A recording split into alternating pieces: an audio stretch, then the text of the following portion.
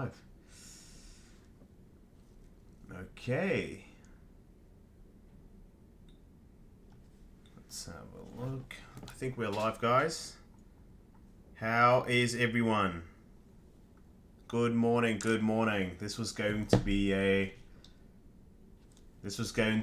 pretty early on, but of course I overslept and also YouTube went down all across the world for some weird reason. So yeah, we're here now. We're here.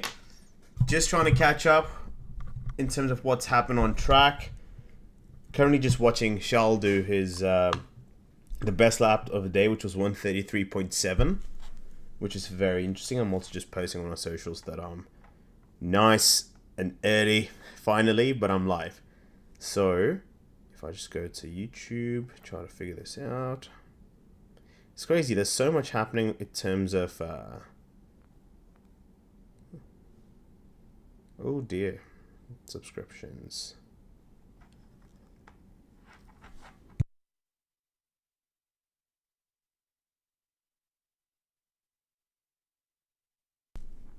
All right, there we go.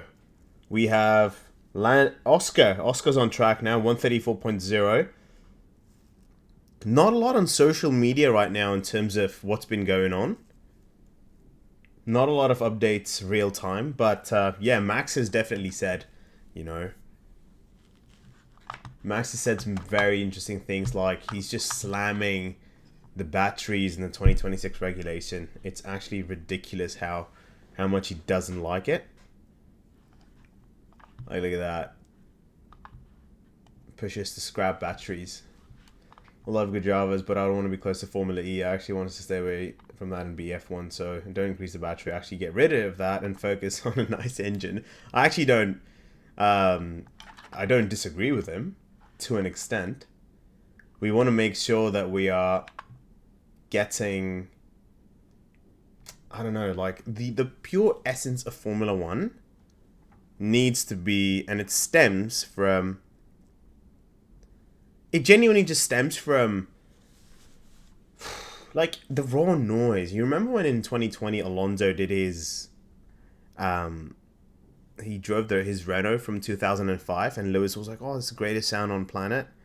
That's it, man. Like, that's how it should be. But anyway, okay, why am I not able to do this?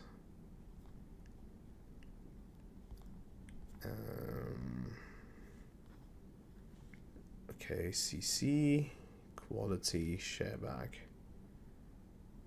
Okay, so we are live. So currently 2.5 hours to go, which is nice. And at the same time, we have a little bit of action on track right now going on. Piastri is chasing down Valtteri Bottas. Actually, no, that's not Bottas. That's there you go, first confusion of the year. It's actually, it's a Haas.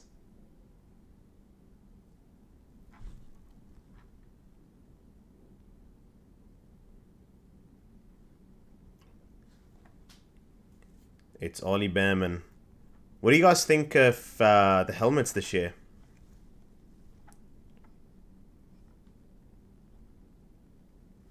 Alright, there you go.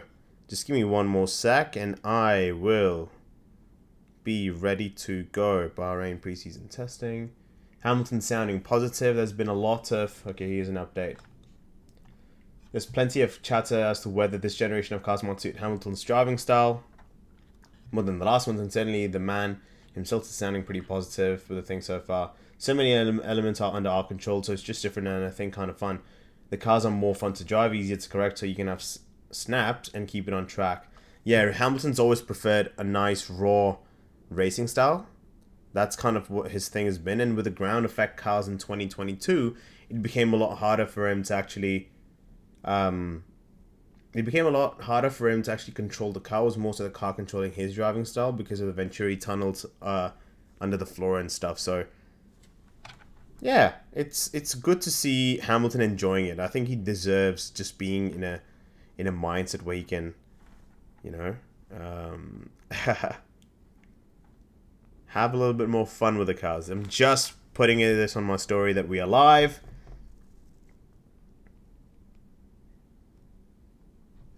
Live preseason testing. Watch along. Oh, not watching. And there we go. This is what I don't like about Instagram. You just can't edit. Okay. Oh no, it is. Yeah, there we go. Live testing to watch along.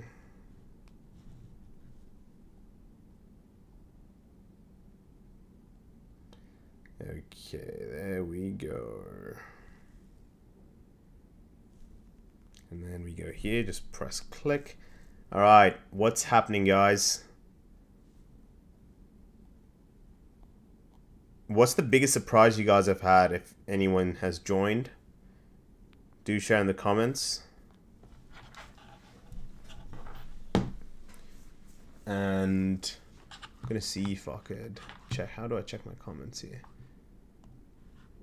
Docs, YouTube. Oh, there we go. Chat. Okay. All right, Bottas is on a quick one. Oops, dropped something.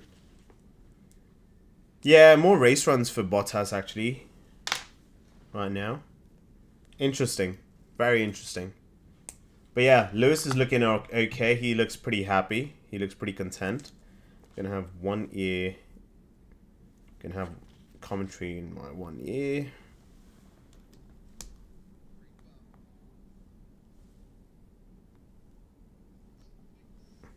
Okay, here we go.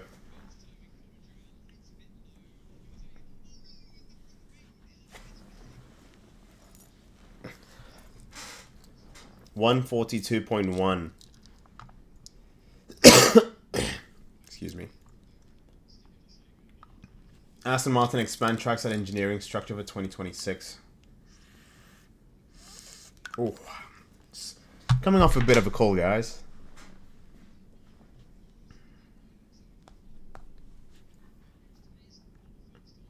The temperatures continue to drop. Piastri goes third. I like what they've done with F1 now in terms of F1 themselves taking the initiative to actually come up with just providing us live updates. Okay, so Stroll went into the gravel earlier. I think we've heard that. What else have we seen?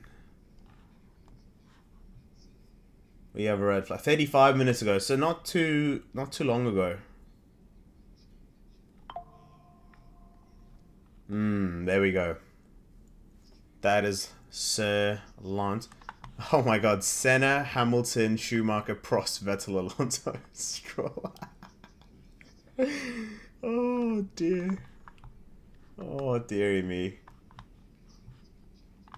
Can't park there, mate. No, you can't.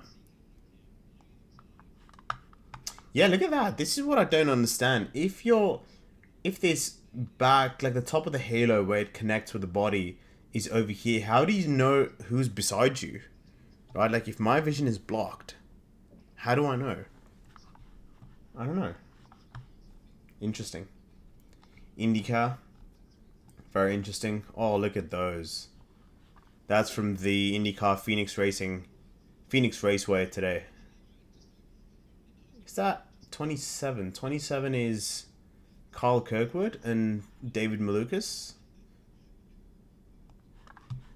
Oh, this is from last year. Okay, never mind. Alonso. There we go. Yeah, it's such a fat, like, nose that Aston have got, haven't they? It's just wild to see how...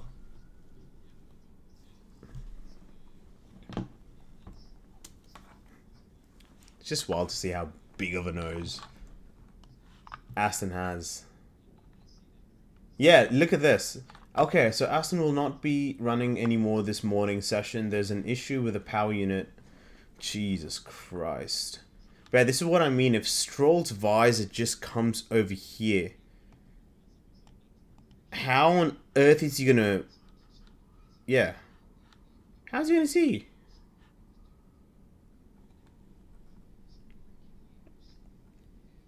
Okay, David Croft is saying that there's some breaking news.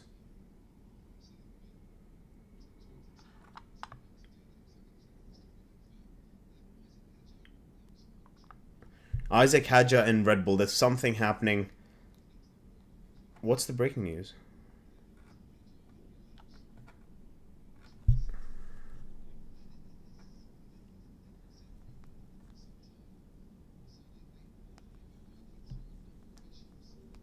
What's going on?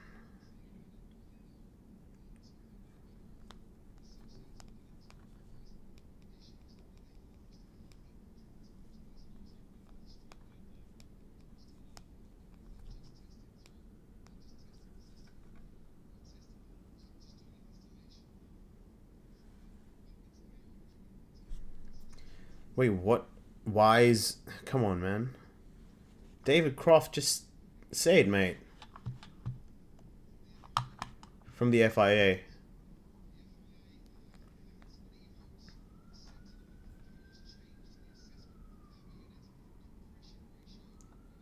It's regarding compression ratio. Oh my god.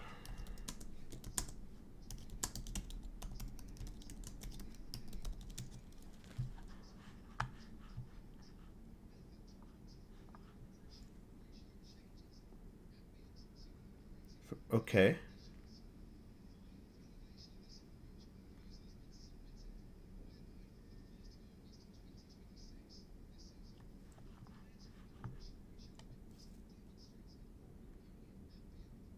Oh my god. 130 degrees.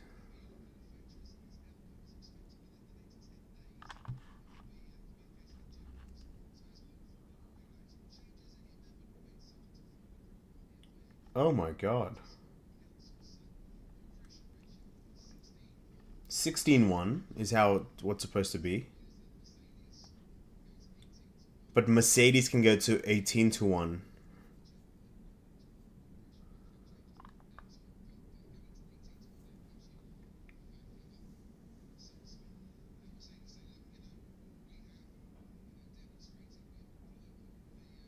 So Mercedes are saying that they've complied with the 16-1 ratio for the compression ratio. It's how close your pistons are when they fire essentially. But Mercedes were able to do 18-1. And now FIA have come up with a proposal, and a vote will be taken within the next 10 days.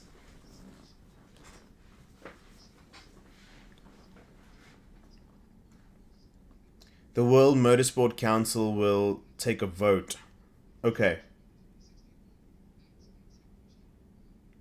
So the compression needs to be 16-1, which is this ratio, with a temperature of ambient temperature is what he's saying, of 130 degrees.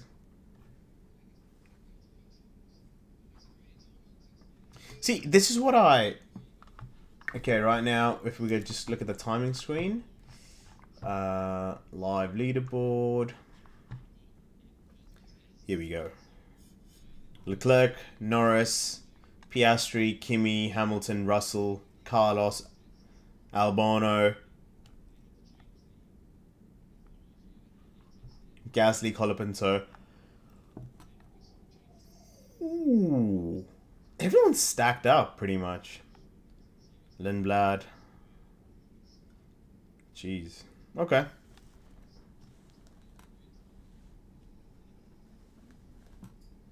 Pretty interesting.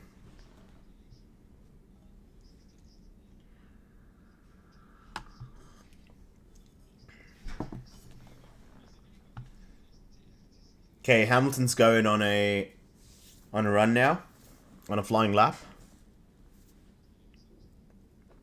Into turn 1. Pretty smooth. Into turn 2. Squeezes the throttle, trusts that the rears will stick. Into turn 4. Just feed it in. Bit of curb. On entry and exit, takes a bit of the gravel. Exit at turn 4. He's six hundredths down. That Ferrari's beautiful, especially during the twilight period. Oof. Wow.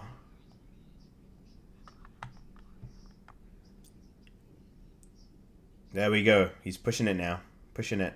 Off turn 10. Beautiful exit. Crisp exit.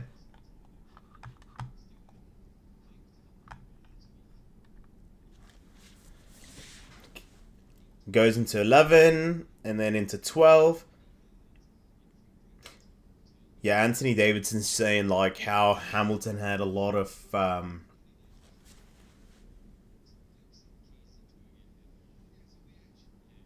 yeah, Anthony Davidson saying how Hamilton last year in Abu Dhabi had a wild spin. Abu Dhabi, Hamilton, spin. You remember this one where he just snapped and went into turn, what would that have been? Turn 9? Bit odd, right? Like that's not Hamilton when you think about it. Okay, that is not that spin. LOL, that's pretty funny. No. Yeah, this guy over here. This crash that he had. It's just not Hamilton-like, you know? But you can see now with when he's driving the new cars, especially the 2026 cars, because the aerodynamic it's gone back to aerodynamics rather than the Venturi tunnel in 2022.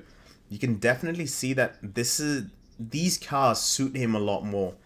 And that Ferrari looks... Hey, that's scarlet. Especially the fact that it's gloss and not matte. Going back to like 2018 Ferrari, if you remember. 2018 Ferrari F1.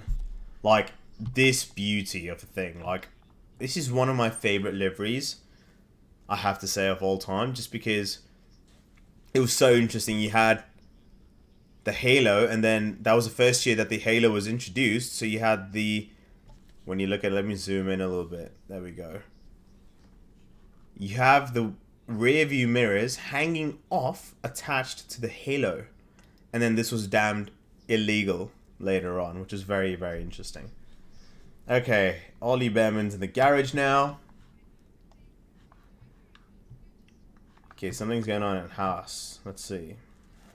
Testing knowledge with Bernie Collins.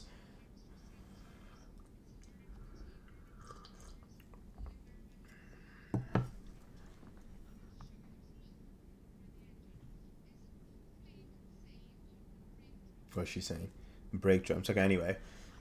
What's very interesting is obviously everyone is going around saying, hey, Lewis, hey, Max, Charles, Oscar. Everyone's like, okay, the start procedure is so... It's not ideal, shall we say, right? Like, it's not safe. And we saw the start in the end of the first Bahrain test, and things were chaotic, to say the least, right? So you have that, and then Lewis just comes and says, all right, mate, F1 start procedure is not dangerous with 2026 cars. And he's playing down the concerns. But what does he say?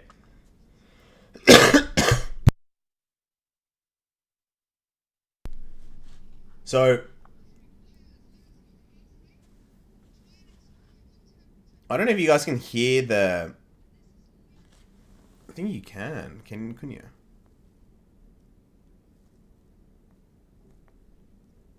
Let me...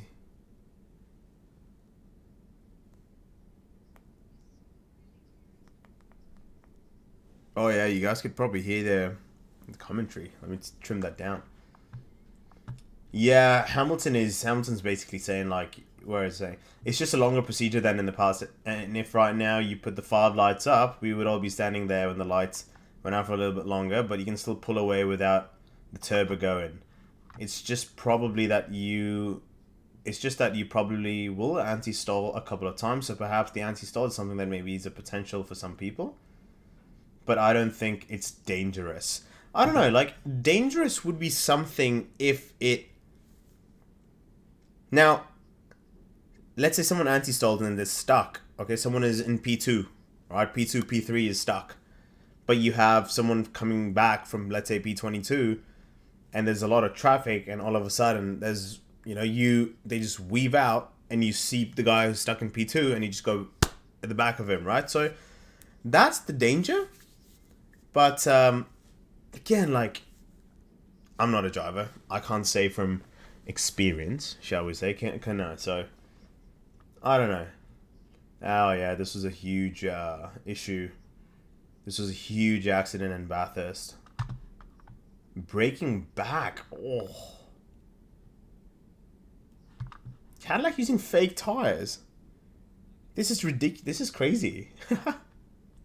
Okay, if you guys are new here, hey guys, welcome. We are following the preseason testing 2, day 1. We got 2 hours and 10 minutes to go right now. And we have, this has kind of been the leaderboard today. So Leclerc, topped in the AM. Norris, Piastri, Kimi, Hamilton, Russell, Sainz, Albano, Franco, Hadjar, Lawson, or Lozone, Ocon, Bortoleto. So most of the drivers have gotten a good run today. But what's fascinating is everyone's sort of, like lap time wise, pretty far away. But in terms of formation, McLaren, Mercedes are pretty much nearby. Williams, Alpine. Isaac Hadjar, it's interesting, right? Like, he had very low running in Bahrain preseason test 1. And it was not ideal, shall we say, right? So we need to understand it's going to take some time for Hadjar to actually get into grips, potentially. Oh, look at that. There we go. Oh, that beautiful Scarlet. Yeah, so that's something which is very... I understand. It'll take him some time, but it's not been ideal for him just as of now. And Liam Lawson's on track right now. That's what they're showing. And Lawson is 4/10 up on Arvid Lindblad, mainly in sectors 2 and 3. But it's crazy. The airbox on the top of the V-carb is huge. Yeah, I don't know how I feel about Lawson. Anyway, here we go. He's on a lap now. Into turn 4. I don't know how to feel about... I don't know what I feel about the V-carb livery. Okay, we're into 5, 6... Okay, here we go. Lawson into turn 9, coming out, going into turn 10 now. And yeah, doesn't lock up. Oh, I had a bit of a twitch. But it's good. Okay, so instead of DRS, you know, in the side of the track, in a DRS section, you would have DRS. Right now, it says SM, so like SLM, straight line mode, which they activate to activate the active aerodynamics, and the wings just open up. So it's a bit weird. I'm not getting used to DRS as much. I'm sorry. I'm so used to DRS that this is so odd to think about SLM. Okay, here we go. Lawson is finishing. Oh, twitches again. Straight line mode active. Wings open. Okay. 2 seconds off still on a C3 tire, which is pretty decent, I would say. Now, if we talk about F1 tire types. Whoa, hello. 2026. So he goes from C5 to C... Let's just learn together real quick, right? And at the same time, we've got Carlos Sainz on track in the Williams.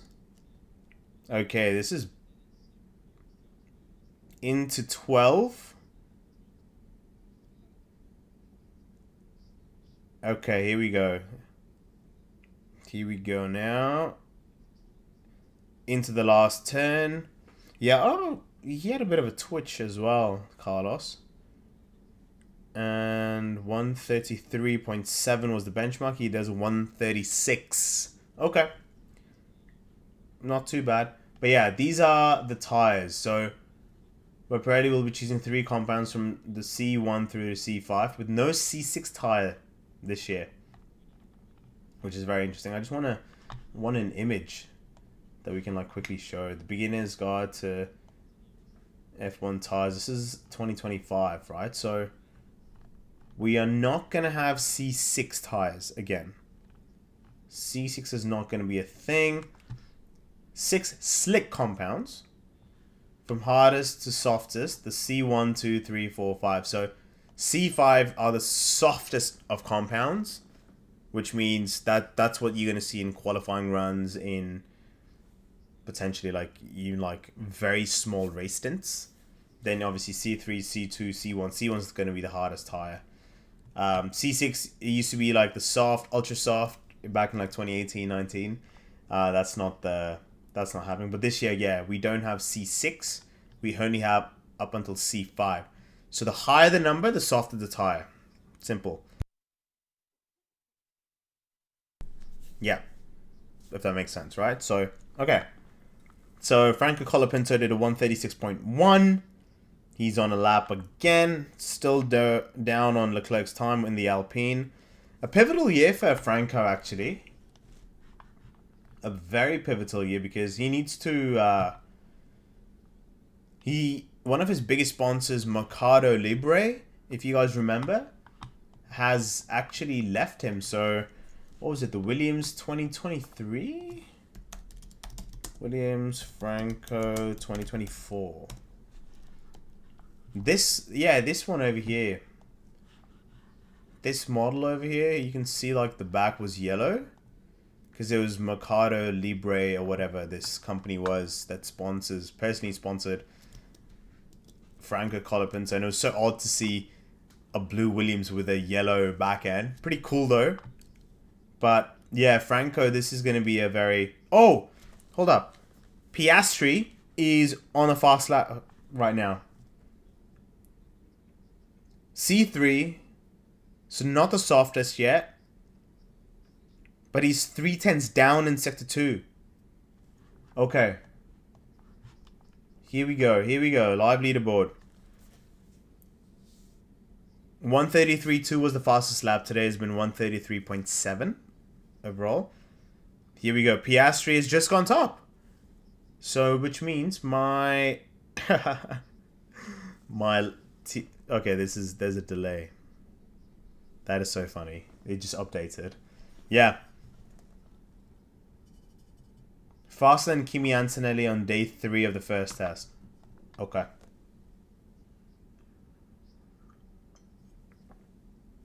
What do you guys think? Any of you watching? Maybe a couple of you watching. What do you guys think about where McLaren will stack up this year? Put it in the chats over there. Yeah, good luck from him. And then you have Bottas. Bottas coming through as well, pushing through.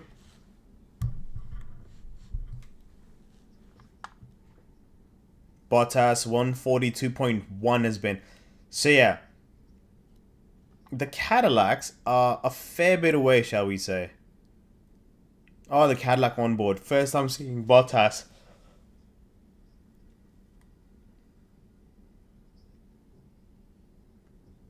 Oh my god. Yeah, no, this is into 7 and 7, 8, 9. Yeah, a bit tentative. That Cadillac is going to develop over time, for sure. Yeah, huge lock up into the hairpin on 8. Ugh. I wish I could just televise the test, man. 133.4 has been the fastest time. But yeah, this is what I was saying for Franco. This season's a big make or break, because if he doesn't improve this year, I think he's gonna be in a bit of a sticky wicket, I would say. But yeah, Piastri goes top, as we can see, in the C3 rubber. 133.4, nearly 3/10 up on Leclerc's marker from the morning session. Yeah. No sliding, no lockups, which is pretty awesome. And have you seen this Audi? So it's funny. Audi's done something very interesting with the livery. Audi, whoa, Can't type today this morning. Audi 2026 livery, Bahrain, or on track, whatever. Yeah, you see this, right? Like the Revolut stuff. What they've done is they've actually added white borders to the Revolut. And I don't know how to feel about it just yet. Let me see if I can find a picture. Maybe that's Aston, Hamilton. No, not there, not there. Ah, here we go. No, that's we just need a clean picture, man. Come on. Nothing? Franco, testing, Lawson, Lozone. I keep saying Lozone because of Davide Valsecchi and how he just roasts all the drivers' names.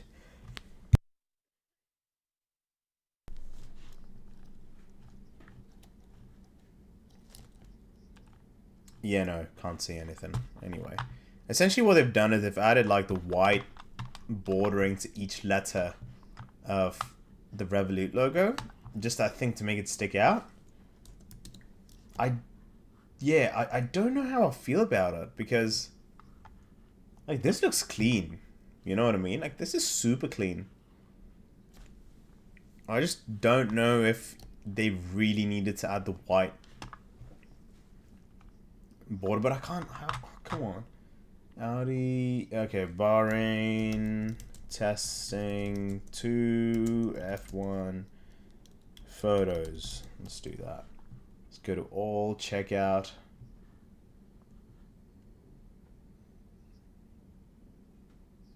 Leclerc pips. Okay, who's driving when?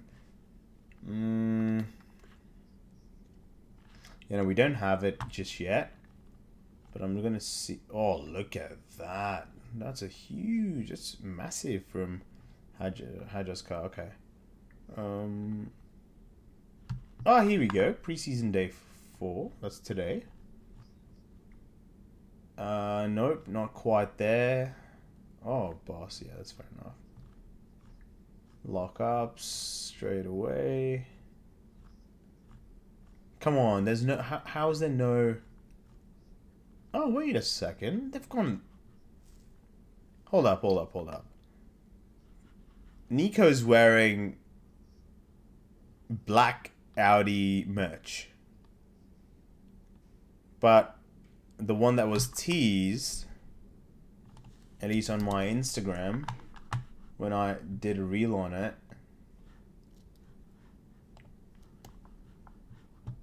it was this interesting like grayish color. It's just gone from this to this. Don't know. Probably have to do a bit of digging into that. Yeah, that was the airbox I was saying. Like, look at that. And I looked into the reason why they did it, and they were like, you know how you have these 3 sections. So I don't know if you can see. There's like a separation over here. So one of it is for like. So a couple of them is actually for engine cooling. The ones on the sides, and then the one over here is like a. What was it? Like a. Something to do with airflow. I just can't remember exactly, but yeah, these 2 are pretty much for engine cooling, and that's what they've gone so huge with it. Massive.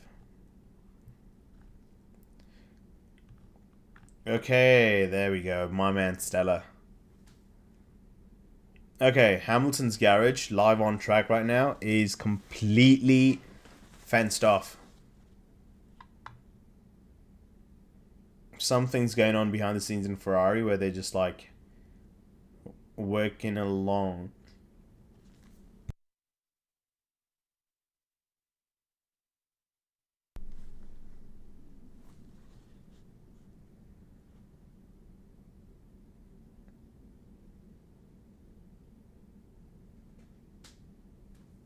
So something's gone wrong in Ferrari right now, according to Bernie Collins, because they've fenced off the garage so no one can see inside. So when in testing, when you have these fences put up when no one can see through. It's usually when the floor of the car is off. And also the pit wall towards the track is pretty empty as well. And she's suggesting that they are pretty much just, yeah, all the engineers are inside and everyone's just working along inside. So they're trying to figure out something. But the Audi livery, man, where is it? Why can I... There we go. Do you guys see this? Whoa. There. You see what they've done? They've added like this white border to the Revolut text. I don't know how I feel about it. I really don't know. I personally prefer it as it was. I don't like this. Okay, I've decided. It's good. Yeah, it does make it pop, but not the biggest fan. Where'd it go? Do I not have it anymore? No, I don't have it open. Okay. Yeah, no, I'm not the biggest fan anymore. But anyway. Yeah, look at those aero rakes. Crazy aero rakes. Alex Albon. Okay. So what's going on right now, guys? We have Piastri, who's just set the fastest time. 1:33.4. Followed by Leclerc, Russell, Norris, Kimi Antonelli, Lewis Hamilton, Sainz, Colapinto, Albon, and Lawson as your top 10. Colapinto's actually on track right now.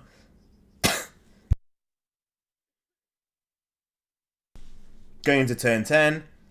Just exiting right now. Let's walk through real quick. Let's see. Here we go. Oh, Lawrence Barrett is in the commentary box. Interesting. Oh, that looks so slow.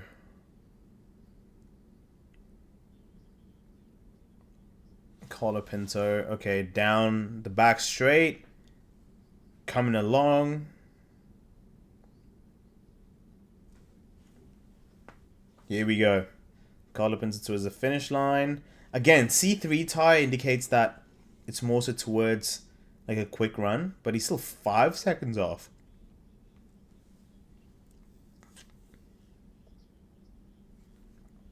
Yeah, Jolyon Palmer's calling this period the power hour, and I agree with it, man. I agree, because now we're going to get some good representative timing, because the Bahrain Grand Prix obviously is during the evening, right? At night, so into the twilight. So it's going to be interesting to see within these next hour 50 minutes in terms of how things stack up. Yeah, more performance running is definitely bound to come now. But yeah, we were just walking through some images. Look at those aero rakes. Pierre Gasly. Yeah, look at that airbox. Like, huge. Kind of giving me like a little bit of 2018 vibes, where the rear wings used to be a little bit lower than the airbox. Yeah, that's what I was saying. Like, even in the front nose, the Revolut there, they've added like a white. Yeah, I don't know, man. I don't know if I like it. Oh, so beautiful. So beautiful. Nice.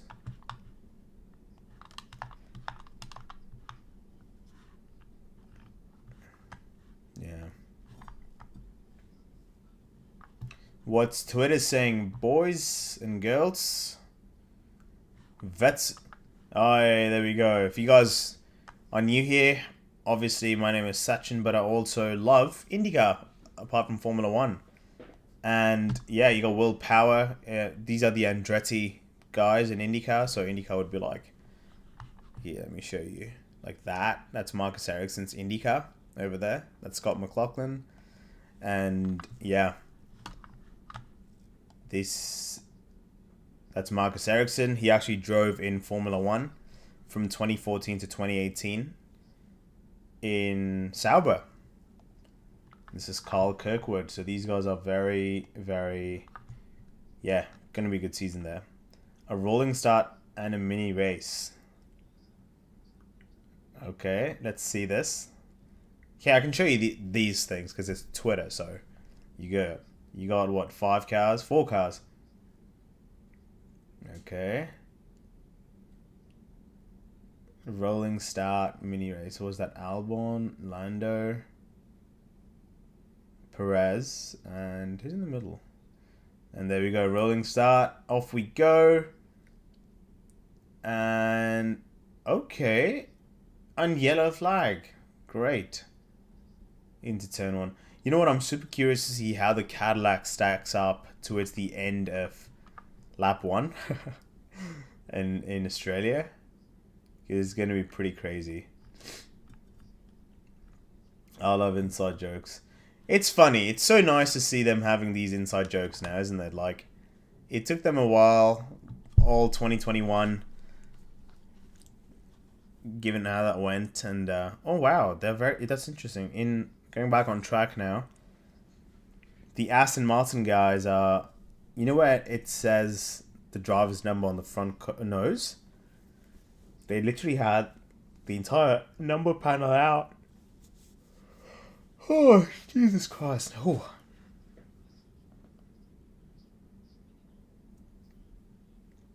Yeah, Lance Stroll.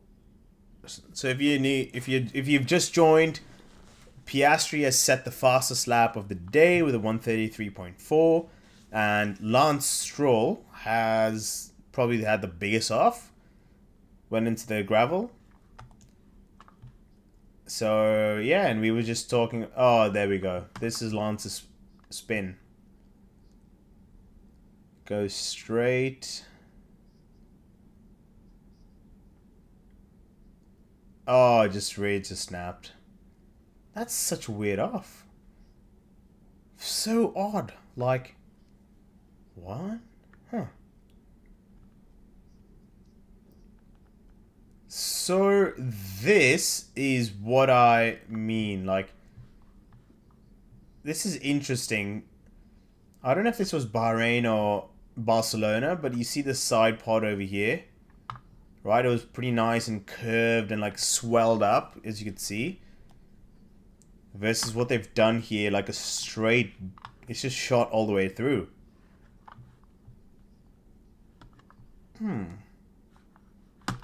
Fascinating. Look at the difference over there. Like this bulge out and then this just goes flat. Colton Herta. Cadillac. That's a crisp photo. That's a beautiful photo. But I saw Colton... Wait. Yeah, no, I saw Colton driving this Formula 2 car in Abu Dhabi during the... I'm not based in Abu Dhabi, but I was there during the F2 testing. And Colton had a clean... Like, there was no stickers on the... There was no sponsors on the car. It was just... It was just pure silver. And it looked gorgeous. And even now with the Cadillac logo... It must be so cool, right, for Colton to be coming into Formula 2. Obviously, he has the backing of Gainbridge, which is a company based in Indianapolis, and TWG, who owns Cadillac, essentially, the Formula 1 team, and Andretti as well. You look at Checo's sponsors, and all the Cadillac sponsors are all across here. It's a high-tech GP. Then Formula 2 in high-tech GP, the cars are always usually silver, and it just it's a beautiful car. I hope Spark and or Mini Champs create a Formula 2 model for that. The evolution of Formula 1 cars through the years. This is this year. Yeah, that's the side pod I was saying. It just shoots down straight away. Last year, 2021, 2016. Wow. Oh, I agree. No explicits going to be used right now, but yep, I agree. Ooh, Phoenix Investors, okay. Scotty Mac. As you can see, a man's Twitter feed says a lot about what they do. I think it's Lewis Albon, on which F1 driver the 2026 regulations will suit the most. I think it's those lighter cars. I think his style suits these cars a bit more. He makes the corners really short and doesn't focus on exits. He makes the corners really short and he doesn't focus on exits. I think that's the worst thing in these cars. Wow. How's that even possible, though? Anyway. Okay, let's go back to the timing leaderboard. Right now, we've got an hour and 45 minutes to go. If you're new here, welcome. Oscar Piastri has topped the timing sheets right now with a 133.4, followed by Leclerc, Russell, Norris, and Antonelli as your top 5. And Piastri right now is actually going for another lap. And is it a... yeah. I think he's going to be pushing C4. Yeah, C4 is like one of the quickest tires, so there we go. Piastri is into turn 2, turn 3. Oh, he looks very aggressive. Alright, into 4. Here we go. Now into 5 and 6, the S's. He's a 10th down on his own time, on his personal best. Looking pretty dialed in, I would say. No... Oh, bit of twitch. Bit of oversteer. Bit of snap into turn 10. Going in. Nice clean lines. No lockup. Going straight towards turn 11 on the back straight. Active arrow open, which is your straight line mode. Goes into 11 now. And turn 12, which is 50 kilometers slower than last year, sadly. Harvesting energy. He's at 0.162 down. Okay, here we go. Into 12 and into 13. And here we go. Towards the start-finish line. I think it's going to be like a tenth or two tenths down. Two tenths. 2.286. Good, but it's weird because he put the quickest time on a C3 tire, but he just did a run on the C4 tire, and the C4 is softer than the C3.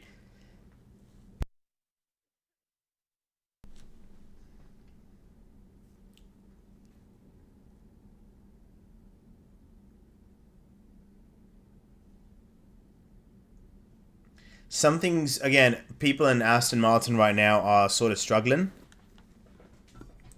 There's been a lot of bodywork that's been off the car, and people are just... Let me see if I can find a photo.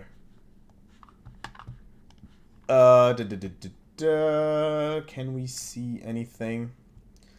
Okay, here we go. A few teams struggling right now. They want to get...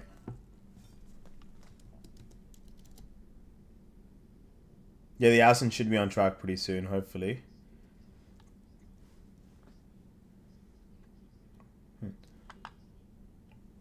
Jolene Palmer is saying that Lance Stroll's spin looked a bit odd. Which is this? Let's have a look. Ooh.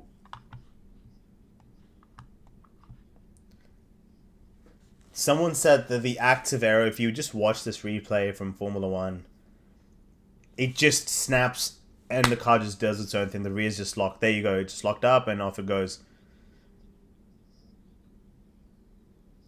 Now, one reason could be that Formula 1, when you think of... Yeah, look at this. Let's see if the active arrow closes. No, it didn't. It just about closed. Just about closed. So if you remember Jack Doohan's crash in Japan last year, right? Japan crash. What happened here was... Yeah, this crash, which was huge. Which was massive. Essentially, when he was coming down the front straight in Japan, his DRS didn't close. Or in Japan, what happens is sometimes when you're coming in from into the front straight, what happens is you turn your DRS open, but because your turn 1 in Japan is straight through, you don't brake. Now, what happens is if you don't brake, that's actually the mechanism to close the DRS. Now, if you're going to turn 1 in Japan, in Suzuka, without braking, your DRS is going to, remain open. And drivers have to manually close the DRS, otherwise you're pretty much just going straight into the wall. And in Jack Doohan's case, unfortunately, the DRS didn't close. Or he forgot to close the DRS. I'm not too clear on that. And that's why he just had this big of a wreck. But when you think about what happened with Stroll, Jolyon Palmer is suggesting a very similar thing. That the active area didn't close, but when you watch it over here, it clearly did. Like, look at it now. If you just watch it here, you see it just close and he snaps. Boom, off he goes. So, yeah, something clearly went wrong. But, yeah, I don't know why it just locked up. Okay, Hadjar back on track.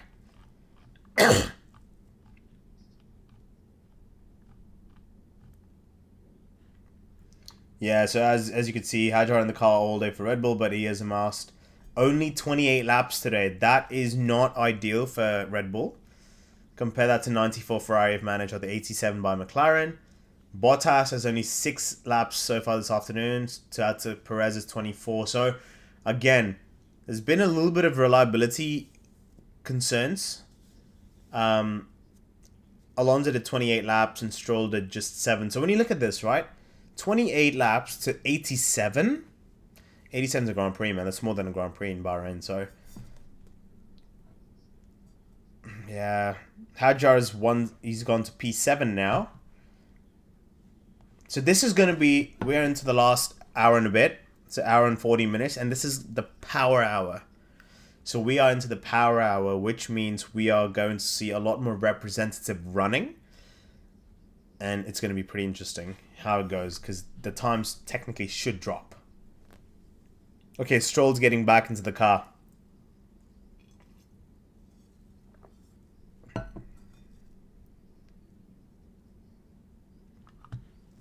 So Lancelot back in the running. Let's see how this goes. Let's check Twitter.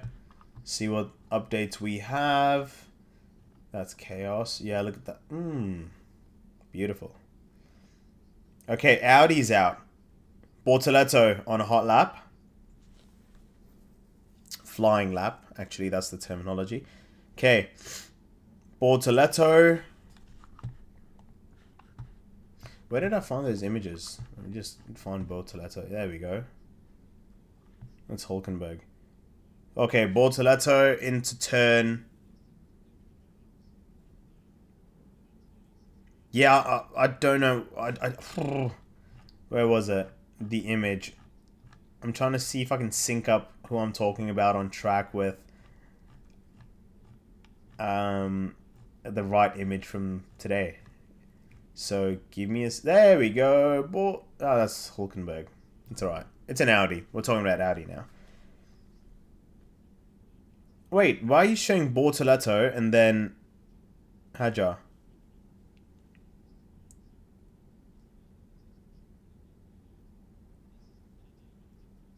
Yeah, reliability's been good all around, but Bortoleto, man, I want to see the lap. Okay, down the back straight, Bortoleto's coming through.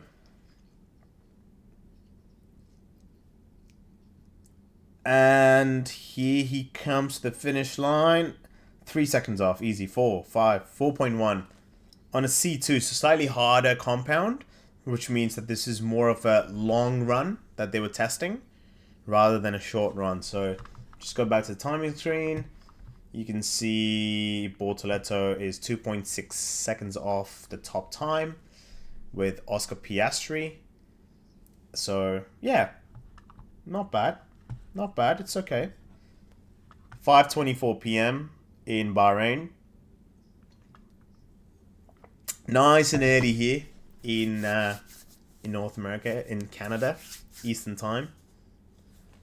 That's where I'm based.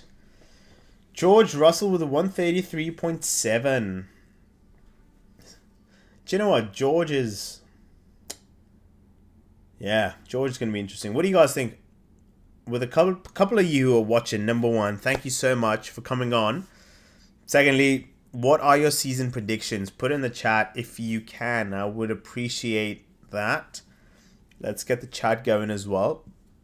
We had the chat involved quite a bit actually on day 2 of preseason testing 1. So last week. So let's get the chat going. And also a question, if any of you watching, do you watch live streams on YouTube more or on Twitch? That's something I'm kind of trying to understand a little bit more because I'm new to live streaming, obviously. Pretty new channel. I'm trying to understand if we could, figure out how to just improve. I want to get better at it. So, yeah, more engagement. We want to get a community going as well. So, yeah, any suggestions would be muchly appreciated. So thank you guys. Twitch or YouTube, and then what are your season predictions? I'd love to know that. Oh, it's twilight period. I wish I could show it to you. Oh, it's beautiful right now. The sun looks like a huge, just a ball of fire, which obviously it is, but it's so big on the circuit, on top of the circuit, just hovering. Things have slowed down on the track right now. Everyone's in the garage. No one's really on track right now. And yeah, 133.469 has been the fastest lap today, which is a couple of tenths down on last week's time. 133.2 was the fastest that Kimi Antonelli set last week on day 3, I believe. And yeah, very interesting. So we're getting into Power Hour. And this is going to be a fascinating time. A fascinating period. Okay. I'm actually going to use the chat and put a question in. Okay, I hope this works. Here we go. Oh, wait. Sign into chat. What? I didn't know that was going to be... It's pretty odd. Oh, we got a bit of track action. Bottas and Hadjar. Here we go. What are your season predictions for 2026?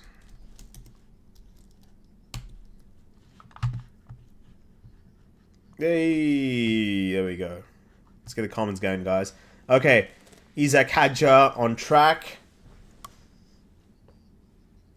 Yeah, I don't know what they've done with the Red Bull have done with the numbers of the drivers on the shark fin at the back. Let me see if I can find a picture. Okay, there's been a bit of a moment. Isaac Hadjar.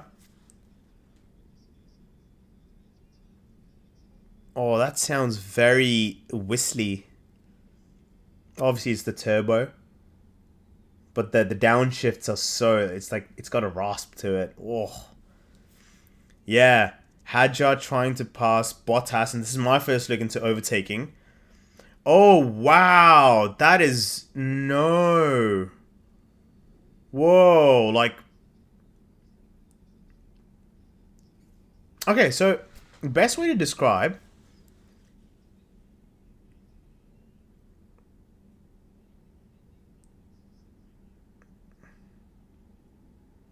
What's fascinating was...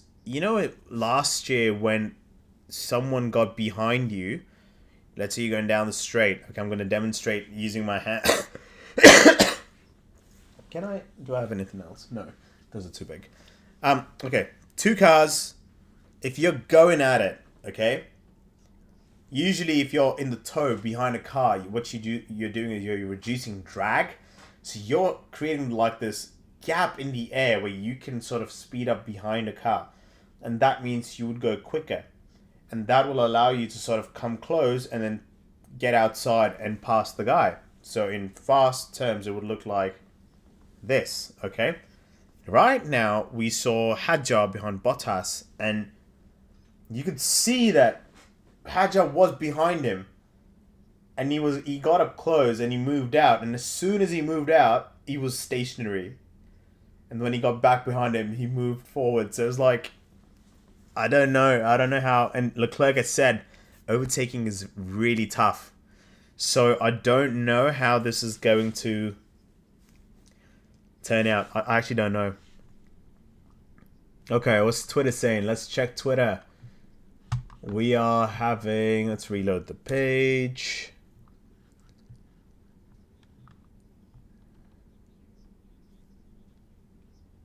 Oh, yes, man. Yeah, what? Why? Why? Like, howdy, man. Bro, why have you done this? What is this? What have you done, bro? No.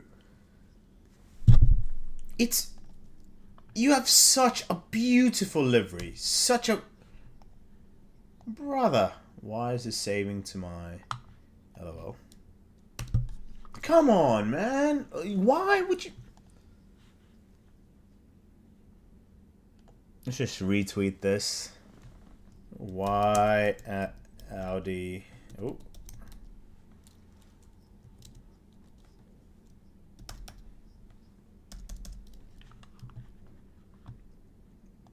Yeah, Hadjar is struggling.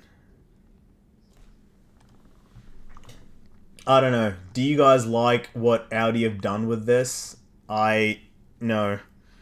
I'm not a fan of the white borders. Why would you do that? Okay, and funny enough, they're showing Bortoleto right now.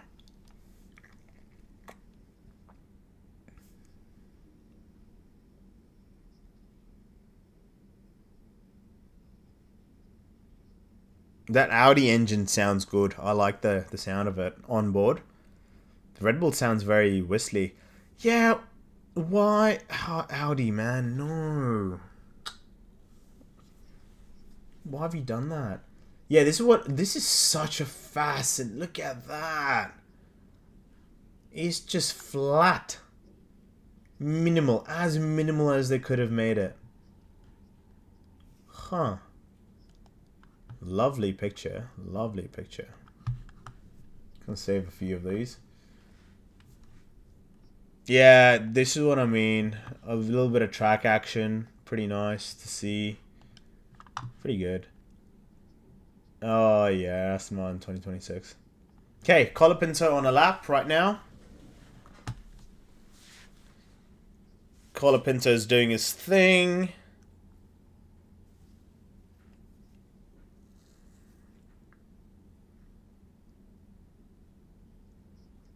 Yeah, Franco, as I said, it's a make or break season for Franco, from what I think.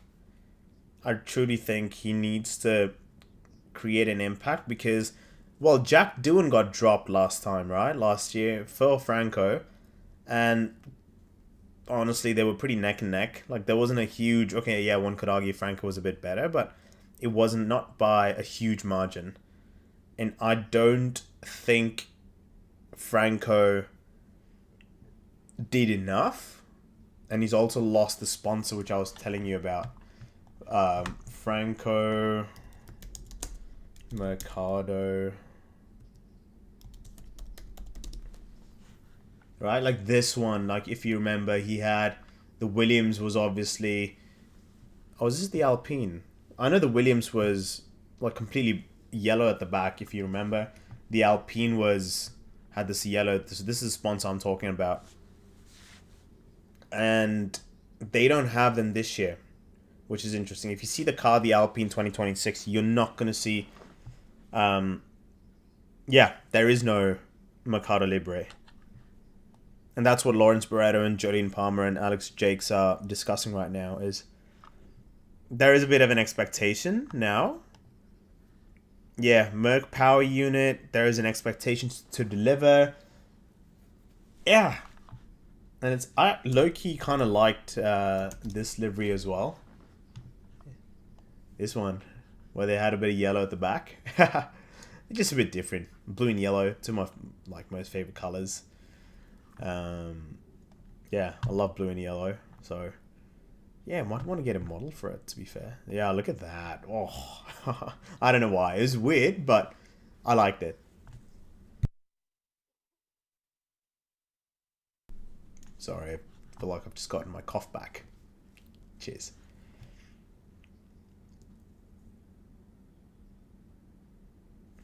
Okay, what is going on? What are we saying? So yeah, this is Stroll going off. We have an hour and 25 minutes to go.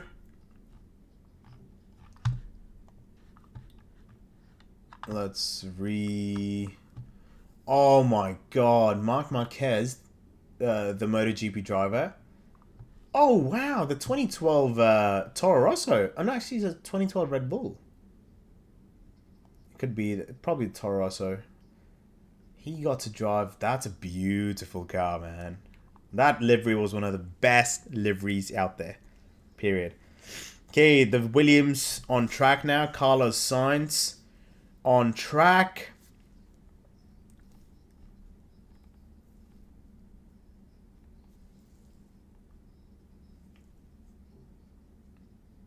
Carlos Sainz. Got the Flovis on. So for you all who don't know what a Flovis is, it's this thing, like the spray paint kind of a thing that they chuck on the car at the beginning of it, like mainly during testing. That's when it's essentially to study the aeroflow of what, like the aerodynamics, essentially how things are performing, right? So I would say it's more relevant in this generation of cars than it was in 2022 generation of cars, purely because 2020 this year it's all about the aerodynamics from over the car, so the components on top of the car rather than the Venturi tunnels. And yeah, very interesting to see how that's coming together. So this is, anyway, this thing that you see, this is the Flovis, right?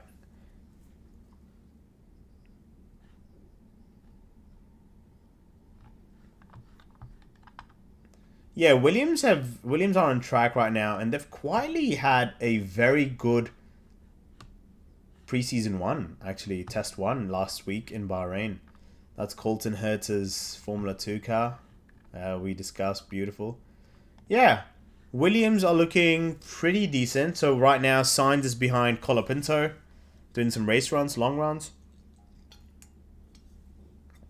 Oh my god, Colapinto's absolutely shredded his tire. Big lockup.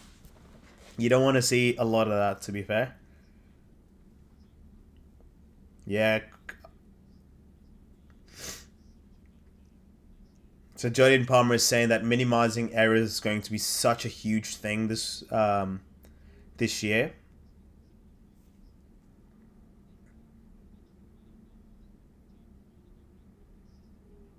Yeah, Colapinto, here we go. We're watching him on board. Slams the brakes and the front right just locks up.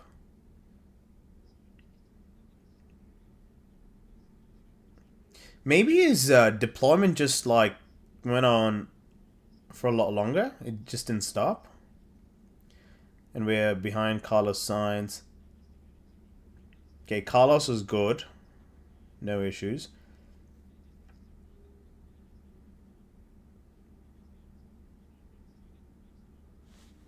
Yeah, that's kind of what happened. I think his energy deployment just kind of went on for longer, and he was a lot quicker into the corner than he anticipated. Yeah, look at those side profiles. Very interesting. Yeah, I don't know. The white wheel covers are interesting. I missed last year's V-carb livery. This one feels like a little bit gimmicky. It's good. Don't get me wrong. It's good, but a bit gimmicky. And then you have, yeah, this is what I mean. Like that number 6 just feels like you have the Red Bull going towards the left, and then the 6 heading towards, like, I don't know where it's going, like up top, right? Wouldn't you rather shift it like right now and just like in this direction, you know?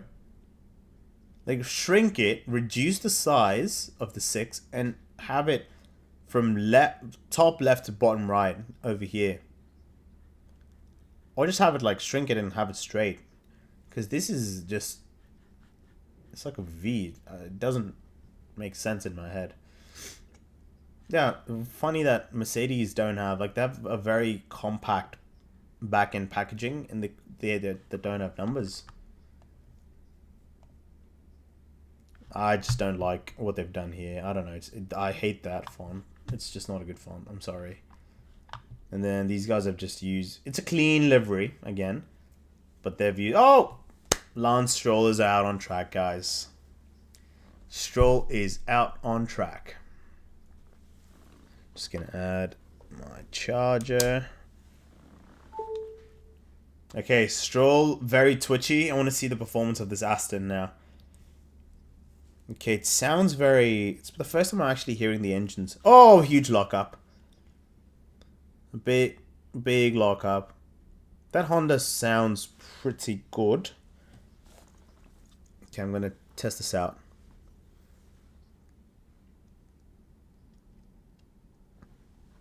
Obviously, Honda sounds very good.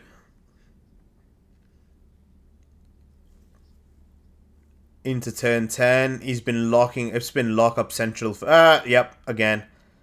Locks up again.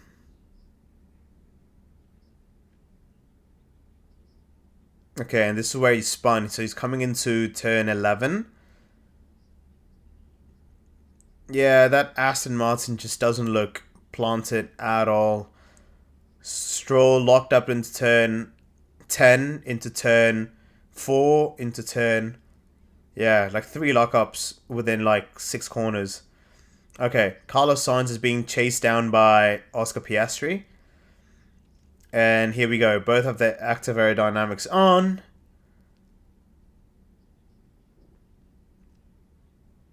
Yeah, on the... Here we go. The engines... I've just got both my headphones in, and I'm just trying to understand the engine noise. Okay, here we go. Yeah, the 1012 is not as fast as before. Here we go. 2 levels of active aero. Sainz and then Piastri chasing him. Is he going to pull out? No, he did not. Into the last corner now. Heading into the front straight. Piastri and Williams. Okay, here we go. Pulls out. Piastri pulls out. And yeah, it's not a huge advantage, eh? Yeah, overtakes him. Okay. Very interesting. Here we go, and... No. Interesting. Okay, what's going on? What's going on? Stroll returns to the track. Sainz sporting plenty of flow viz. This is what I said. Okay, now we have an onboard for Piastri's overtake. Now this is where I'm interested, right? Like you open your active aero, you go straight. It's like as soon as you get out of... Okay, wait a second. They're showing Lance Stroll. Lance Stroll was changing things on the steering wheel, which is why he locked up into turn 4. Oh, that Aston just looks like a... Oh, man. Yeah, and he locked up into turn 10 again. Yeah, inside front lock. Jesus Christ. Okay. Piastri's coming on again, but this is what I mean, like... Yeah. What else are we seeing? Not sure about where we start from, where we end up. Yeah, fair enough. That makes sense. Yeah, this is the... Oh, that is Twitter, right? Yeah, this is the difference of the rear wings. Like, if you see all of them open up, Audi sort of pivots up from the rear, which is fascinating. Pivots from center, and then Alpine just drops. The thing just goes flat. It's fascinating. Okay, Piastri on another lap, but this is a bit slow on the C3 tire again.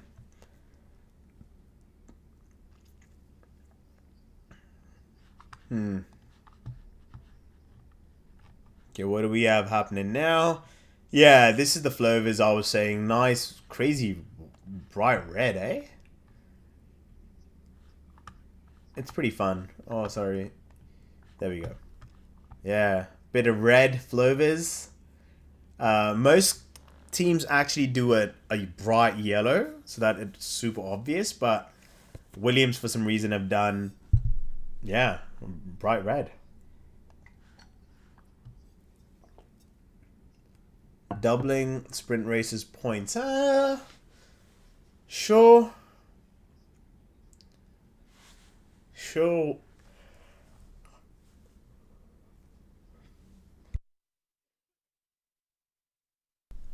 Yeah, I don't know. Yeah, this is what I was telling you about Colton Herta's teammate in Formula 2. So, again, for High Tech GP. So, he had this. Obviously, Toyota Gazoo Racing sponsor him. Toyota back him. This was when he was at ART Grand Prix. But now that this was last year. This was awesome. Beautiful livery, by the way. This is this year's livery. So, again, the silver base of the High Tech GP with the Gazoo Racing. Pretty nice. Okay, Hadjar is on track now. We are going to be seeing... Audi has dripped up. Yeah, it looks alright to be fair, the merch. Bahrain 1, Bahrain 2. Ooh. Yeah, a bit of engine cooling, you can see. Okay, Hadjar is on a first on a C3, and that Red Bull looks stunning. That looks stunning on track. Can I just say, wow. Okay, Hadjar into turn 4.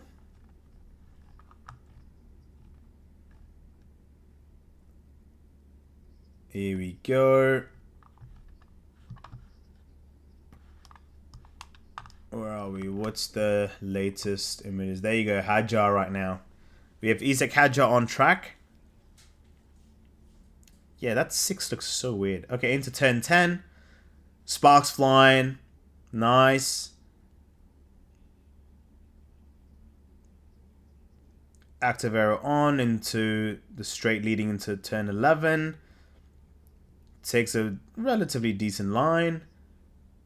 Off he goes into turn 11 and then 12. Yeah, it'd be interesting to see if Hadjar is supposed, like, what's his expectation, right? Or what's expected of him. Is he someone who's ready, who they're thinking should be challenging Max, or just, like, be in and around that area? So I don't think they're going to expect him to beat Max. If he even, like, beats him every now and then, huge. Huge. Even if he, like, out-qualifies him twice this year, even once, that's big. Okay. Pretty much a second off. He just finishes the lap. Personal best for him. 9/10 off. And then Colapinto is going in to turn 12. 1.5 seconds off Piastri. And here we go. We have Colapinto. Nice.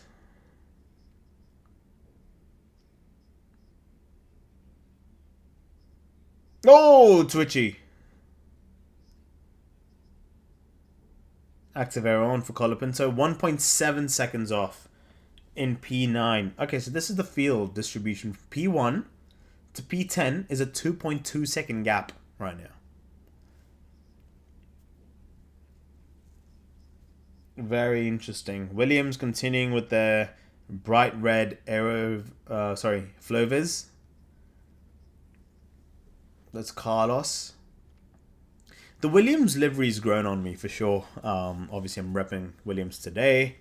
Shout out Umbro. Like, I remember when this was crazy time when Umbro came on for a couple of seasons. I miss it. I actually do. This is from 2021. And I got it for a crazy steal as well. I think it was like, in pounds, what would it have been? 20.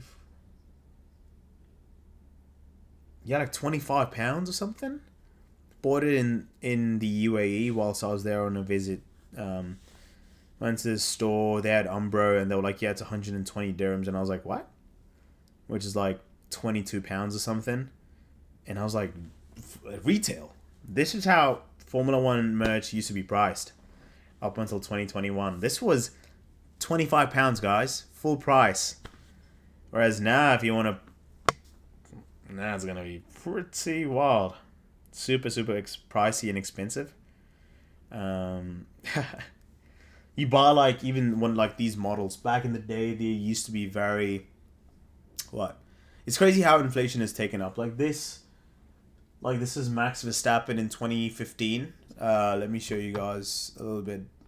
Yeah, that's Max Verstappen in 2015 when he made his debut, and that model would have been around 180 odd dollars US. Now it's 250, 260 US, right? And then the Indy cars over here, these were like 50, 60 US dollars. And now it's like $80. And like, it's just wild how inflation has just caught up. And obviously the popularity of motorsports has increased so much that you just, yeah, you don't see it anymore, sadly. Those prices. But yeah, 25 quid, best 25 pounds I've ever spent in my life. Oh, okay. Williams coming back into the pits. We are an hour and 10 minutes away now from, yeah, checkered flag today.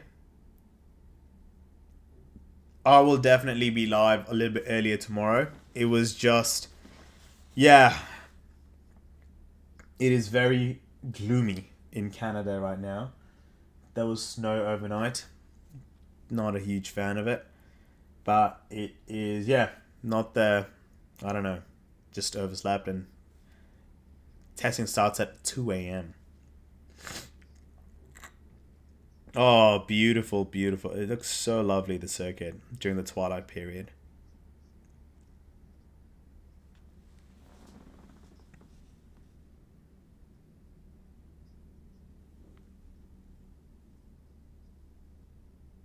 All right, here we go. Here we go.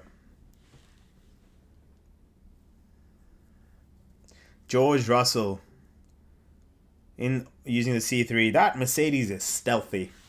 Mercedes also launched their Lights Out collection, which I have covered in my Instagram. It's just super lovely. It's so stealthy, and like, it's done. I think they've absolutely crushed it. It's essentially the 2026 team where just blacked out. Like, look at that. How good is that? I want to see if I could grab my hands on it. But yeah, beautiful, beautiful. Okay, Russell coming into the final corner now. This is when George Russell was at Williams. There we go. 3 seconds off right now. That's not representative. That's just a long run. He's just been doing a bit. Yeah, Hadjar with the aero rake. Audi, McLaren. Yeah, that's a good picture with the aero rakes. And yeah, some serious work going on at Ferrari. They've been in the garage with, completely closed off, fenced off. Okay, Aston Martin again on track. I want to see this a little bit deeper. Stroll into turn 10 has been locking up every single time. Okay, hasn't locked up now.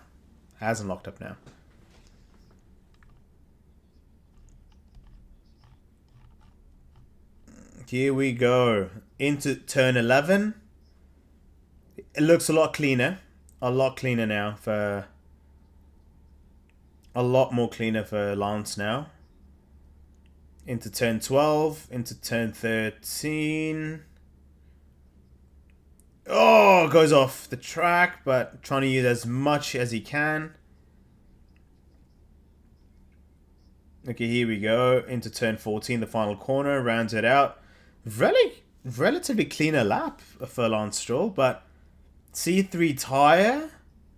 And he is 3.2 seconds off. Okay, so P15-16 for Aston and right now. Yeah, that Honda sounds very different. Yeah, their goal's just gonna get is to do as many laps as they can today reliably without any sort of oh hello.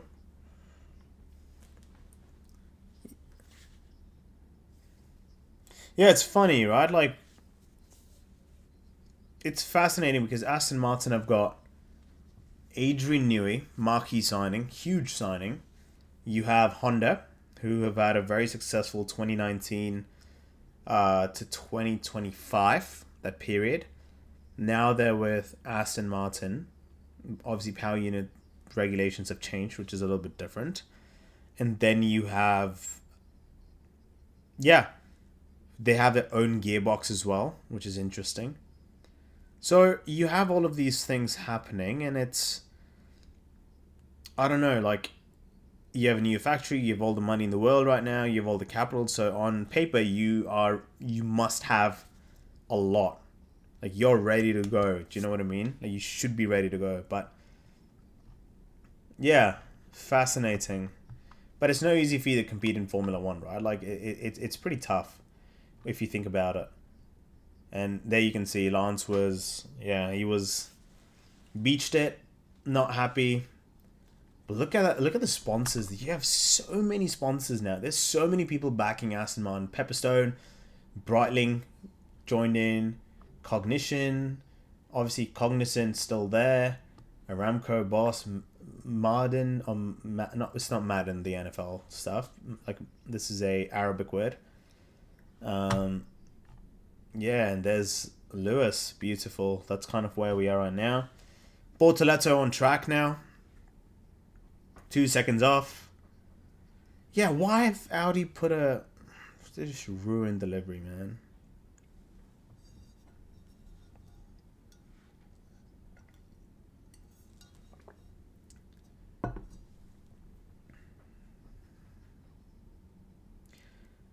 The V-Carb's on track now. Well, in the garage, actually. Liam Lawson.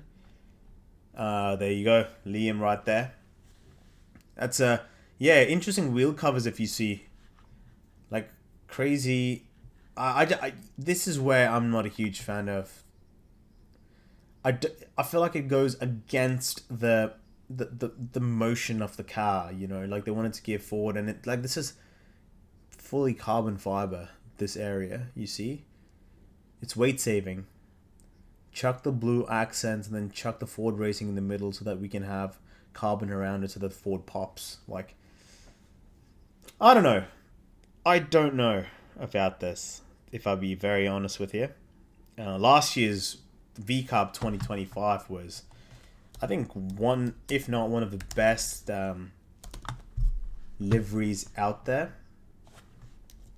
Period. Like, look at that, man. Like the numbers, the mini like the mini bulls, the racing bulls, the numbers were good, super clean, crisp, and elegant. Versus now they've just, I don't know, they just butchered it. Like, yeah. Anyway, this is where we are right now. So let's see what's going on. We have George Russell into the final section, into turn 10. Sorry, not final sector. Sector 2. And he's going pretty straight on. The surprise, I would say today, the good news is Bortoleto. That Audi looks relatively good. Ferrari is still inside the garage. There's been some problem at Ferrari. We haven't seen a lot. They've done a lot of laps, so have McLaren. But Ferrari has been... Something's happened. I don't know, like... I don't know if F1 have... Cadillac had a sensor issue, while Red Bull had a water leak. Aston Martin had a power unit issue. Cadillac, Red Bull, okay, cool. Where's the Hamilton's more connected to the new car. That's good. That's good to know. Fines minding his own business. Yep. Need to check here what's going on with Ferrari right now.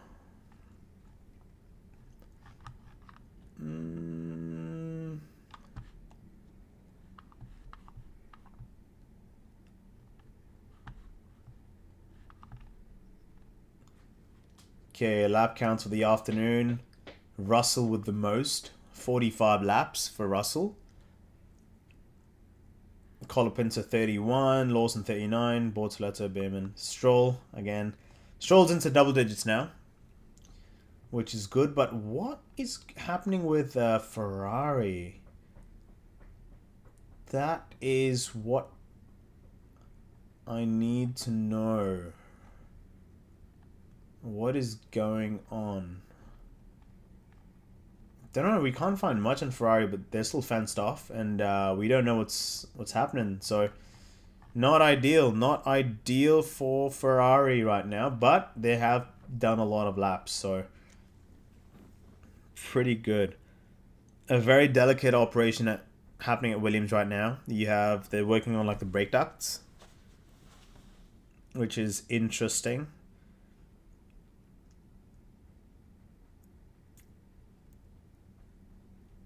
Okay, into the last hour. We have 1 hour, guys. Final hour. Off day 1. Right now. And yeah, this is going to be fascinating. Finishes at 7 o'clock local time.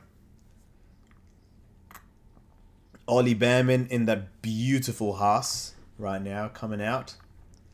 We haven't had a lot of pictures of Haas, have we?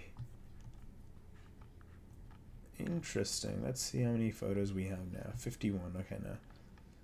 Yeah, there we go. This is kind of what the morning was. If we can find the live timing, let's have a look. Full coverage. There we go. That's kind of what the telltale story has been this today. Behrman into that. Haas looks like a super Formula car on steroids, like livery wise. The Gazoo Racing, a bit of twitch, a lot of flow viz on the front wing and the inside of the nose.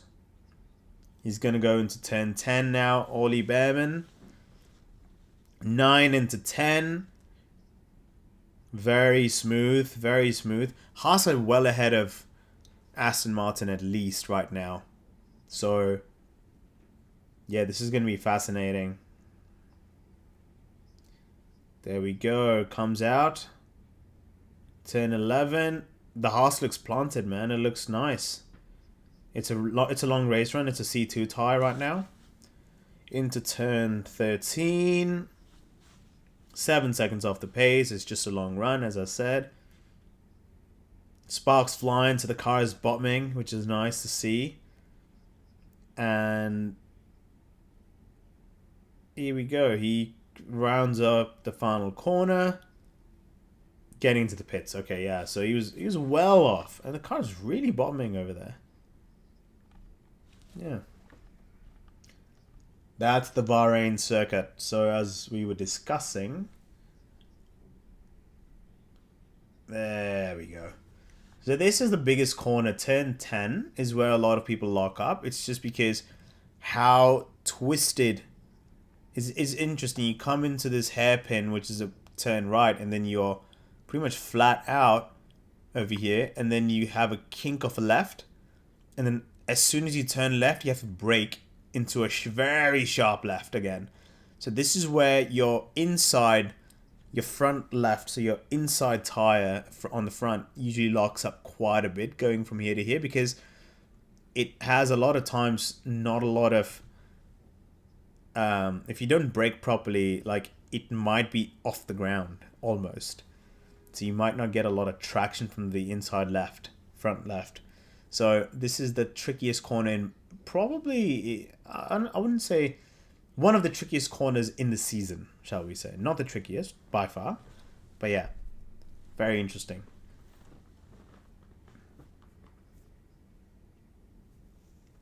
Here we go. 56 minutes to go.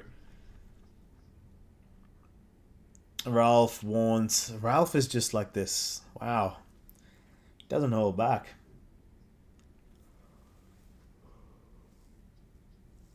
Okay, Bortoletto into the pits.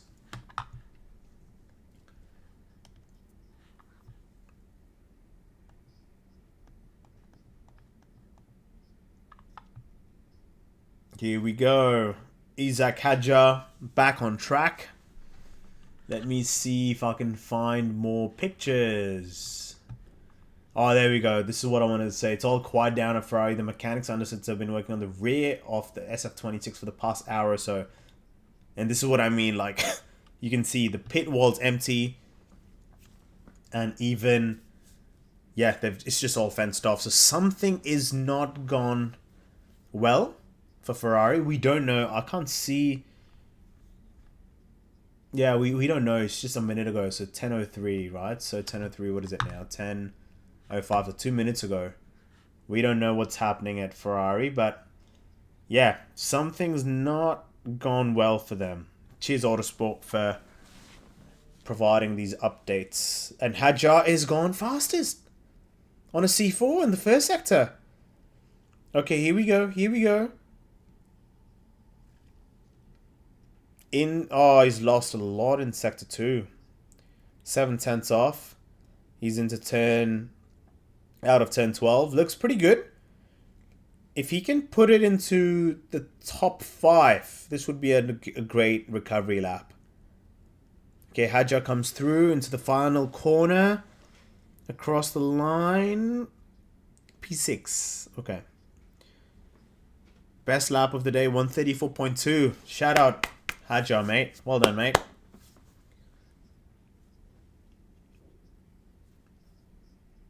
That Ford engine at the back, the Red Bull powertrains, is fast. When they need power, they're quick. But like when they lift and coast, that's where I feel personally that they're losing a little bit of lap time. So, okay, pretty good, pretty awesome right now. But yeah, Ferrari's has been the biggest thing right now over the last hour. Like, you don't want to be missing out on running in the final hour because it's so representative of the actual Grand Prix. You know what I mean? Like, you kind of just want to, yeah, you want to be in that position where you're actually doing a lot of representative running, whether that's race runs or qualifying runs. So Stroll on track, Bortoletto on track. What else do we have right now? Let's refresh. Let's check Twitter. What's going on? Okay, we have that. You can always start from the pit lane if you feel unsafe. Oh, man. It's Max Verstappen, man. What a funny guy. Yeah, this is what I was saying earlier. Like, the FIA have just announced that it has submitted a proposal for new engine tests to be established during the summer break. Yeah. It's the compression ratio thing of 16:1. Mercedes potentially have an 18:1 compression ratio, which means like they can pump the pistons a lot closer to enhance more performance, extract more performance, sorry. Okay, going back, Lance Stroll is back on track now, and he is going into turn 13.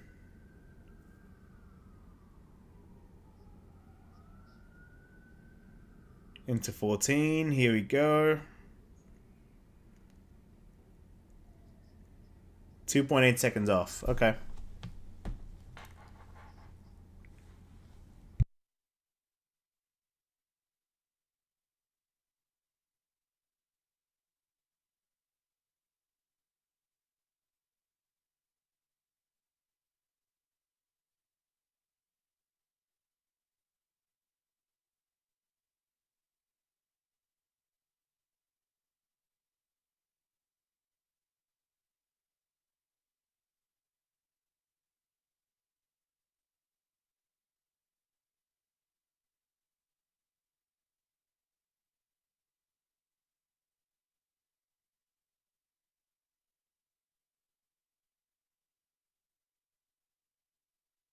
Apologies, guys. Just received a text from my dad. Okay, Bottas on a fast lap. Here we go. A Cadillac. Here we go. Turn 1 on a C2 tire, so it's going to be the hard tire, but it'd be interesting to see the... Oh, trackside. Here we go. Here we go. Turns 1 and 2. Okay, Bottas has gone by. Oh, twitchy. Twitchy for Bottas.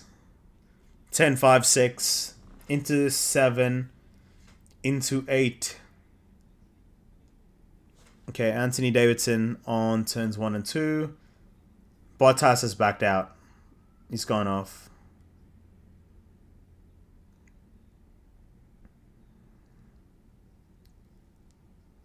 Yeah.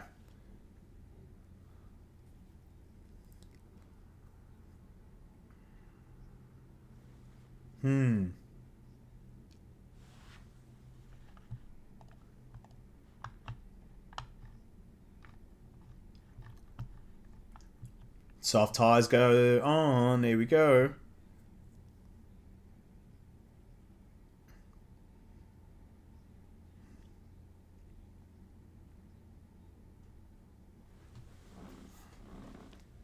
Oof.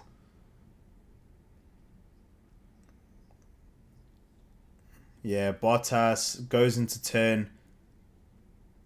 Yeah, huge lockup on the hairpin of 8.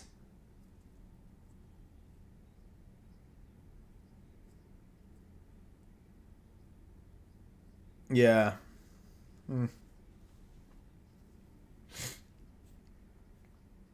I love Anthony Davidson and how precisely he describes what's going on.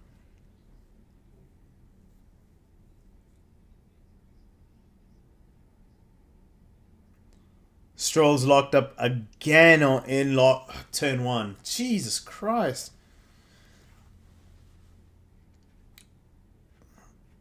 Stroll can't stop locking up.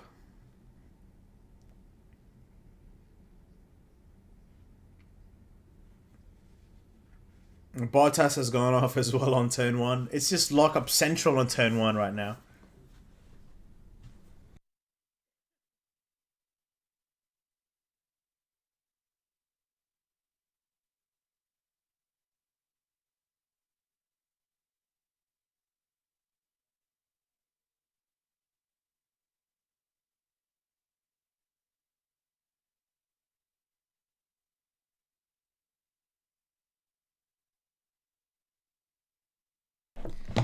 Okay, so soft tires are on. Temperatures are still dropping. So we have 48 minutes still to go. Okay, 48 minutes. And yeah, things are looking... This is where we're going to see more representative timing. It's funny because Anthony Davidson is saying that there's a lot of... They're still dropping, so we have 48 minutes still to go. Okay. That's just me. Just testing my... the live stream to see if it's working. Yep, it's all good.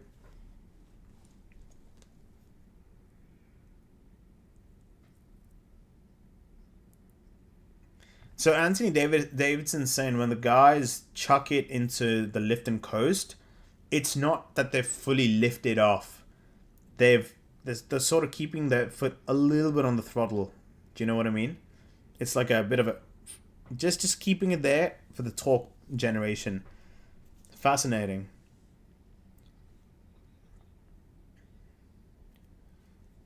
So, Mercedes are the only guys who haven't tested the C4s yet. The softest tire. That's what it's saying over here.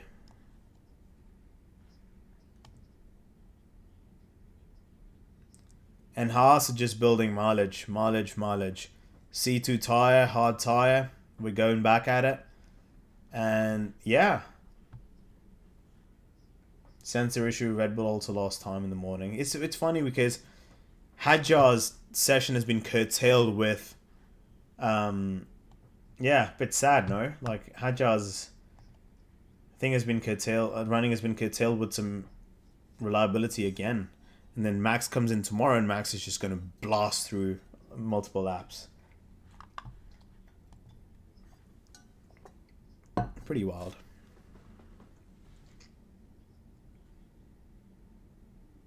Behrman is going at it. Let's check.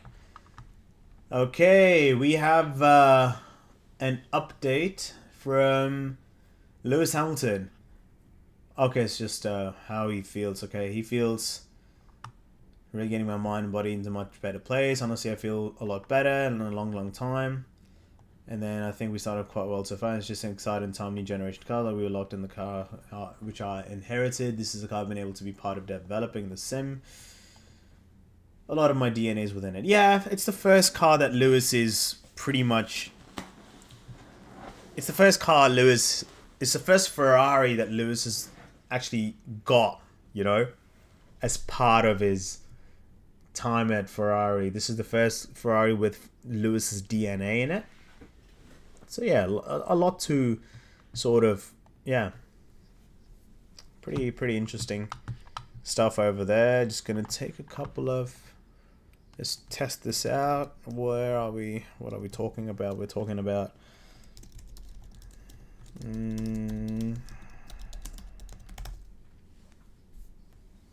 okay. Lance Stroll again locked up. That Aston Martin is just locking up every single lap. On turn 1 and on turn 10. And then Bottas goes off as well. Yeah, there's the Cadillac's going to take a little bit of time. It's not going to be as easy as... It's so twitchy. It's so unstable, that Cadillac right now. And it makes sense. Like, they're trying to iron out a lot of things and understand how to develop the car even more.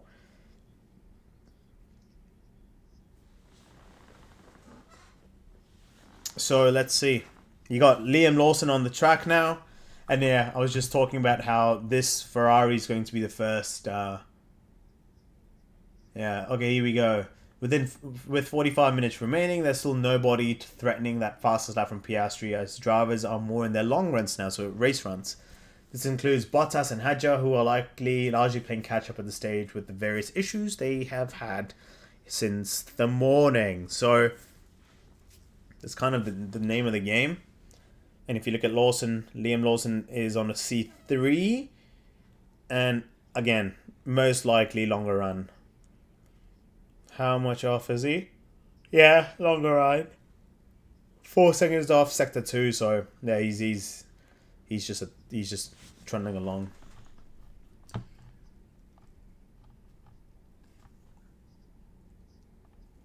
Very interesting.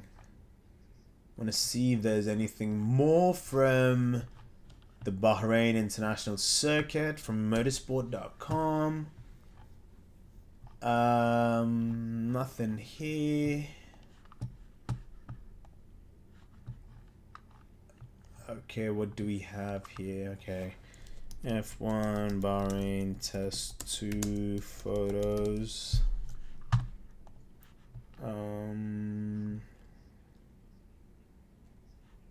Day 2 Formula 1.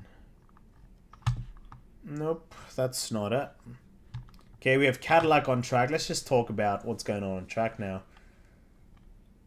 Temperature still dropping. We know that.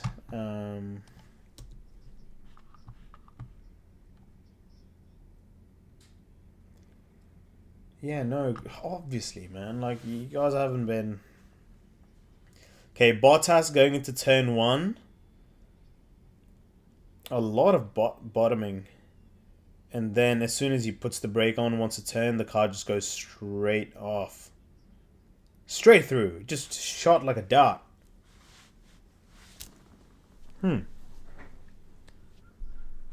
Again, it feels like he was carrying... Maybe he just braked a bit late, where he just carried too much speed into turn 1. But that Cadillac is... Hey, Ferrari's out. The Ferrari is out on track, guys. Hey. Finally. Let's try to find some pictures from today.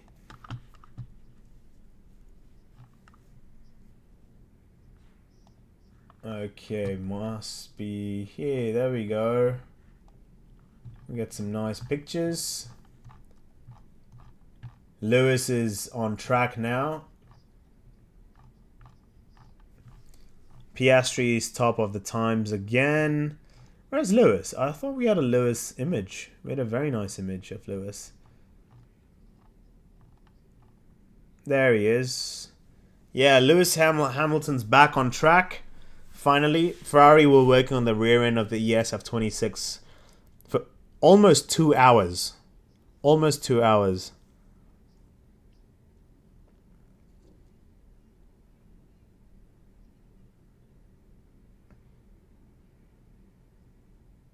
Okay, so Red Bull are doing a qualifying sim, but Hadjar is not out. So that's going to be fascinating because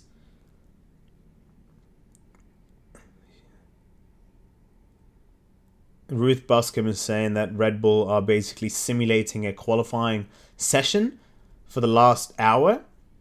So it's going to be very interesting because, yeah. I'm sorry, I'm just listening to what Ruth is saying. Okay, Red Bull's got a new front wing. They're going to do these qualifying runs now. Yeah, this is where you want to see. So Hamilton is out right now. This is going to be a lot more representative. There's a lot of flow viz on the car. It looks like a slightly different front wing for Lewis Hamilton as well. Not on this image, on the track. Hamilton's going into turn 10 now. And he goes in beautifully. Rounds off turn 10. Into turn 11 he goes. Heading to turn 11. There you go. Active arrow closes. Brakes into turn 11. He looks alright. That Ferrari looks good. Okay, how far off is he? Oh, it's a long run. It's not a... Okay, he's like 6 seconds off. There's a lot of flow viz on the car as well. So he's pretty much just trying to... he's just trying to get it sorted out. In terms of just... They're just doing some aero testing right now. Yeah, overall, the Ferrari looks a lot more cleaner in terms of design. Last year, it looked very heavy. Huge, like it was just like a... I don't know, it just looked big. The steering wheel looked chunky as well, and Lewis has just come in and done his thing where he's recommended the guys to go to... Okay, wait, sorry. Lance Stroll is back on track. And he is C3 tire... Going into turn 10. Is he going to lock up again? Oh, no, he does not. George Russell's gone purple. Sector 1. Russell's flying. Okay. Stroll goes into turn 11. No lock up. Pretty straightforward.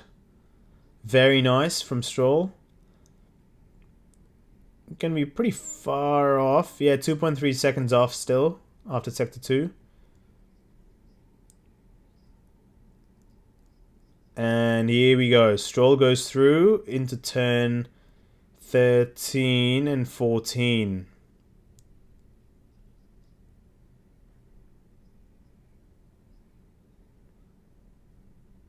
And he is 2.5 seconds off now.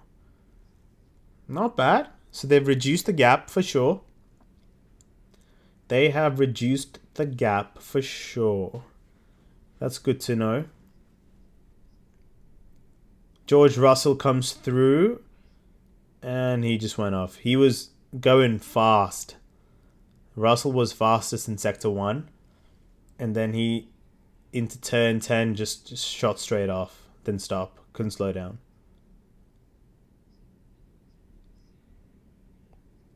And he was frustrated. You could see Russell was very frustrated. A slight lock up and just went... He didn't even bother braking. He just went straight on and turned around and off he went again. It's pretty funny, that.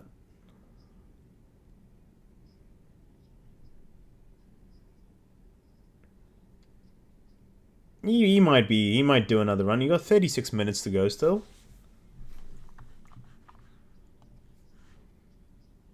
Okay, Piastri.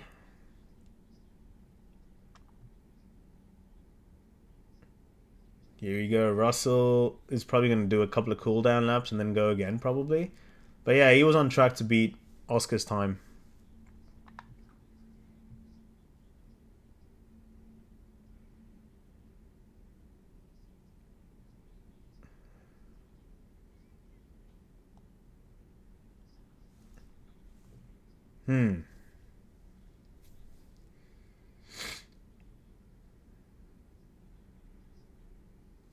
Here we go. So George Russell, slow down lap.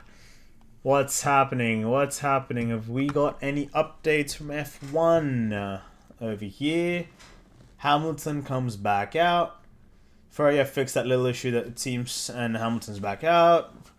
With most flow viz we have seen so far today. This time at the front of the car. Yep. For a lot of us who were watching, we saw that. I would want to see some live updates. Yeah, we go. Hamilton's back out on track. A lot of flow viz on the front end. Could even be a new front wing. Maybe. I don't know. Tracks 9 and 10, and this is where Anthony Davidson who's current Mercedes sim driver actually. He is, yeah, just talking about, okay, here we go, into 9 and 10. And Davidson says that Hamilton looks very confident on the brakes. Into 10, so the way you essentially lock up quite a bit, so.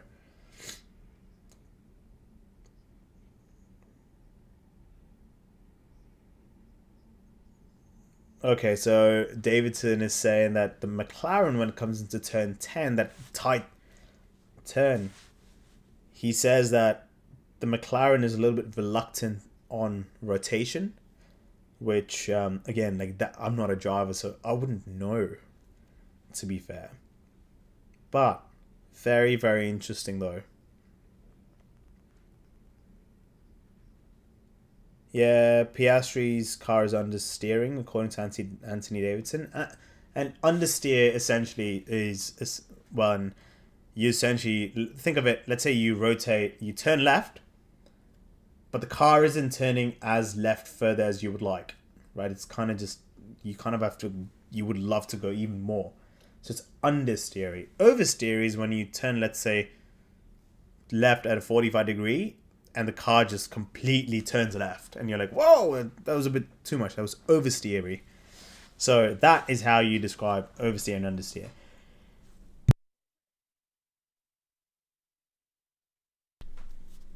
Okay. So right now, just over 30 minutes to go. George Russell has put in the fastest time, 1:33.4, and just 1/100th of a second, 0.01. So it's good. Mercedes are looking quick, which is nice. There we go. And it's funny because he just goes fastest now for me on screen versus on obviously the live leaderboard. It just refreshed a lot easier, but a lot quicker. So yeah, that's pretty fascinating. Russell goes top, Piastri 2, Ferrari 3. What I would want to see is this man over here. So what you can see just before that is the tires. You have MH. Kimi Antonelli has no representative tire. It's probably the test tires. This is prototype tires that Pirelli are testing for the season, the compound. So that's not classified as what tire that's going to be, whether that's, C3, 4, 5, maybe 2 or a 1. We don't know. And essentially now what we're talking about is Hamilton this is what I want to see. I want to see Hamilton literally just blitz through it and go through like a quali sim session.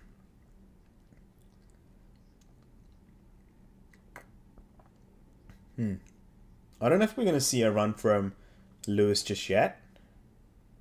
Lawson locks up into turn one. Oh, big lockup actually. Didn't look like it on line, but yeah, that huge airbox on the V Cup is massive. Okay, we got Piastri back into turn 10.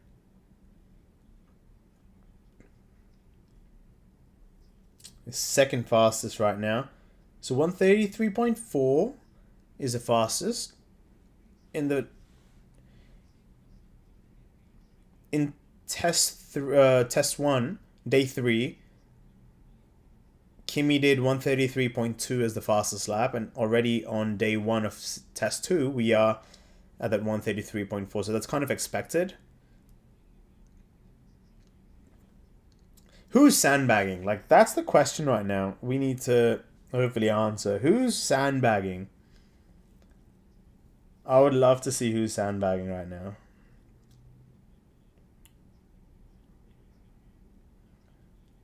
Okay, Oscar goes. There we go. Oscar is starting a C4. There we go. On paper, he should be a lot faster than George Russell. Here we go. This is a qualifying run from Oscar Piastri now.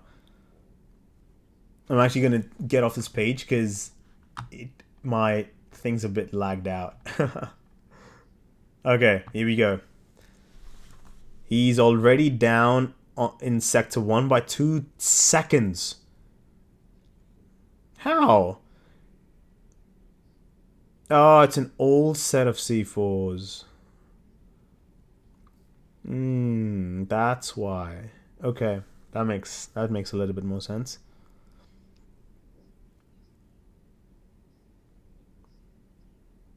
Is it a U C4?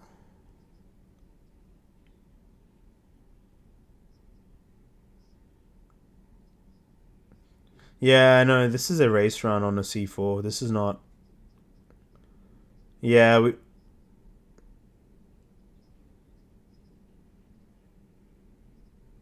4.5. Yeah, no, that's definitely a long run.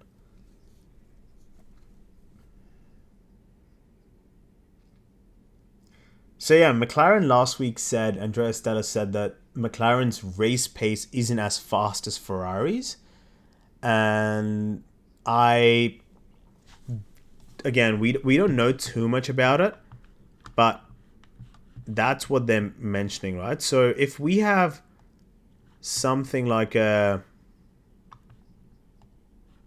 don't know, if we have something like Ferrari just sort of, I don't know who's sandbagging at this stage, but there may be a chance that Ferrari are just like might be the team to beat. Like, if that's the case, then that's gonna be crazy.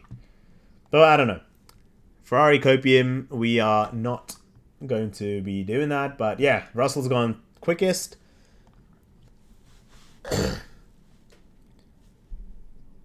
Right now, and we have Piastri following along. Yeah, 100th of a second, which is pretty wild. 0.01. Piastri is again going into.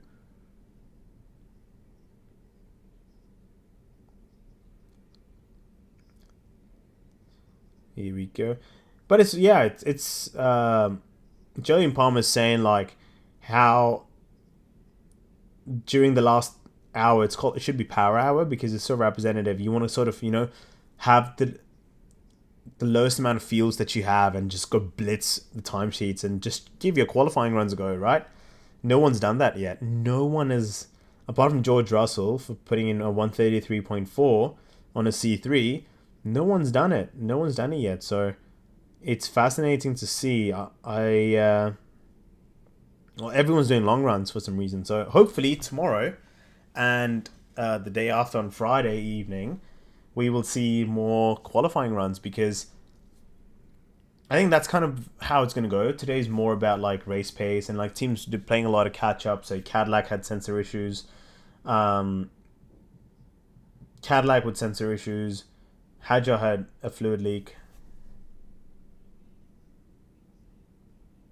Okay. Isaac Hadjar.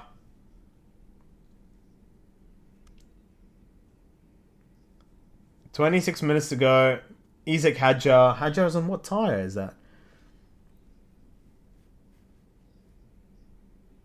He was going to do a quali sim, like from Ruth Buscombe's comment. Okay, here we go.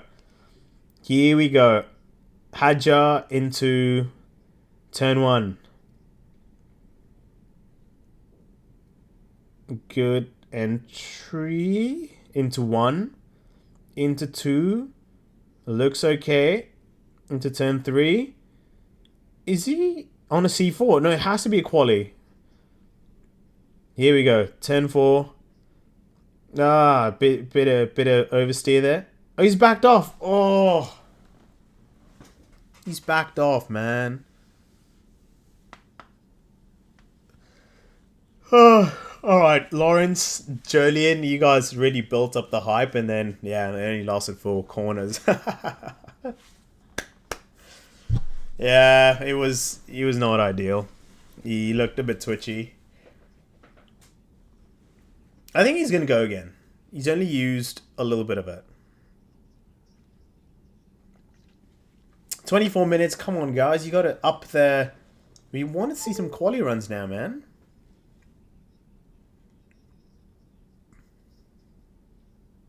Ooh. Bortoletto expects to keep evolving with the R26 as Melbourne approaches. Yeah, fair enough. What's going on right now? Temperature still dropping. Auto Sport. Do we have an update? 34. Earlier we said it looks there was nobody threatening Piastri's, but how wrong was I? But how wrong I was. Russell, yeah. The world champion. So is on 26 laps, which is far from the highest. The world champion is on 26 laps.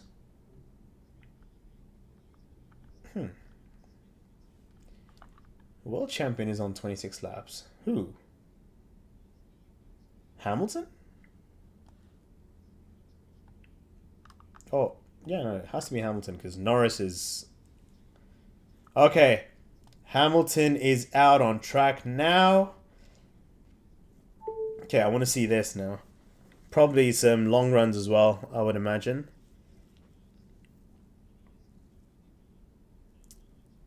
Oh no, Hadjar's going again. Come on, F1 TV direction. Please. Like, Oh, mate. Show us Hadjar. We want to see Hadjar right now. Give us Hadjar, man. Hadjar's first sector is 4/10 down. We can't watch it. They're showing... Oh, wait a second. What is going on with Hamilton's rear end? Oh, no, it's okay. Hamilton goes into turn 10.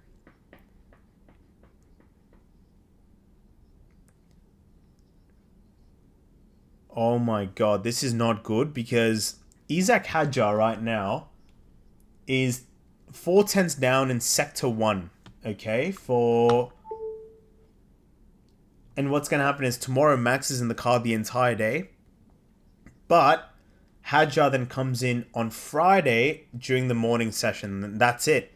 So this is as close as he's going to get to qualifying run simulations. And you need someone. You need Hadjar to clock in more and more laps. And it's not looking great for Hadjar because Max looks a little bit off... Yeah, Max looks just a little bit more obviously dialed in. He has been a lot dialed in with the car, but Hadjar doesn't look... I don't know, this is not great for Hadjar, if I'll be honest with you. Where are we? Where do I find the... That's the tyres. Yeah, it's not looking great for Hadjar right now. He's going to go into Melbourne underprepared. Because all the reliability issues that have been taking place right now. Had a sensor issue. Not sensor. Had a water fluid leak. Yeah, Hadjar is in a bit of a sticky wicket right now. Not good. Not good for Hadjar. And it's through no fault of his own, I would say, because last week they had those PU issues that curtailed running. Today's been the water leak, and like you don't want to have that. You don't want to be Max's teammate and go into a weekend with like feeling you're underprepared. You want to be as prepped as possible. And chances are when Max has run, he's been on it. He's been absolutely on it. Like he's been good, right? He's got so much running. It's like Kimi Antonelli as well. Hasn't been as prepared compared to George Russell because George has got a lot more running compared to Kimi across the 4 days that we've had so far. So not looking great for Hadjar, unfortunately. Bortoletto though. Bortoletto's on a C3 tire right now. He's gone out. Twitchy out of turn 14. And yeah, 10th fastest right now, which is good. Just doing some long race runs. Yeah, Audi's looking a bit like they're looking good. Audi's looking good. Quiet but reliable. Very reliable, I would say. Miss Sauber, don't I? I miss Sauber, guys. It's cool to see them with a new identity, Audi. Okay, now we're on board with Ollie Behrman. Oh my days. Jesus. Oh, Audi. Haas have taken Ferrari's steering wheel. That's crazy.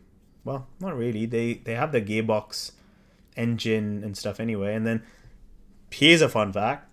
So with most cars create their own composites to create the car, like the parts. It's manufactured in-house. But Haas are the only car who get their chassis from Dallara. And it's fascinating how that all sort of works. So they're the only ones who don't produce parts in-house. They get it from a factory from outside. And Dallara are the guys who manufacture all the Formula 2 cars, the Indy cars, and whatnot. So, yeah, very fascinating fact. I don't know if you guys knew about it. But, yeah, Audi looking good. Hadjar's on track again. Okay, Hadjar, you have 18 minutes, my friend. You have 18 minutes to give a, like, this is quali. This is it. He's on a C4. This has to be quali running. Because he's not going to get another chance to do it. So, here we go. Hadjar. What? F1 TV direction. Show Hadjar. Why are you showing Hadjar's sectors and not Hadjar on the screen? There he is. He's a second and a half off in the first sector of Russell's 133.4. So here we go. Let me show you guys a little bit. There it is. Oh no, there it is. 133.4 is the top time. Hadjar comes into turn 10. And decent, no lockup. It looked okay from, well, to the naked eye. Off he goes. And 110.3 is what Russell did in sector 2. And he's probably going to be 2.5 seconds off, I think. 3.5 seconds off. Hadjar. Yeah, Hadjar's not comfy with that car. It's too rushed. It's too rushed for Hadjar. It's way too rushed for Hadjar. This is not representative and it's not looking great, but it's through no fault of his own, as I said. So this is qualifying run for Hadjar, who is 3.7 seconds off. But this doesn't make sense because how is it? Wait, what? 133.4 and his best time is 8 tenths off. 8 tenths off Russell, but you have someone who. What? And now he's doing like he's 3.5. Okay, then it's probably not a qualifying run. I don't know. I don't understand. Hadjar looks. I don't quite know. Okay, Aston Martin have the do not enter. Oh, that is not good. Aston Martin have this banner which says do not enter, like, as if you can't touch the car. That's not a good picture. That is not a good picture for Aston Martin. They're done for the day. 26 laps for Lance Stroll. It's not looking great for... Yeah, they're packed up. He would convert all weekends into sprint. Nah, come on, bro. Yeah. Now, how good is this helmet from Marcus Ericsson? How beautiful is that? Marcus drove for Sauber Formula 1 from 2014. Well, 14 he was catering, but 15 to 18. I want to find this image of... Oh my god, Seb. That beanie looks crazy. Okay, I want to show... Yeah, that is not great for Aston today. Just put this picture up because they are sitting in the garage right now without... No one can touch the car, so it's like an electrical thing from what I know. You can't touch the car when the car is in that mode. And they've like fenced it off saying, do not enter that zone. There are no mechanics and the car is just sitting idle without the wheels on. Pretty interesting. Okay, 14 minutes. Come on, someone give us some quali runs. We want to know who's on top, man. Like, come on, guys. Give us a bit more. Give us a bit more.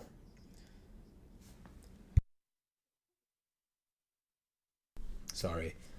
Hadjar and Lewis Hamilton. Hadjar following Lewis Hamilton on track. Now, Hadjar and Hamilton are obviously good mates off the... Oh, very twitchy. Very twitchy. Ooh. Hadjar's on board with Lewis Hamilton and the car just looks... Doesn't look planted, does it? Richard Wood.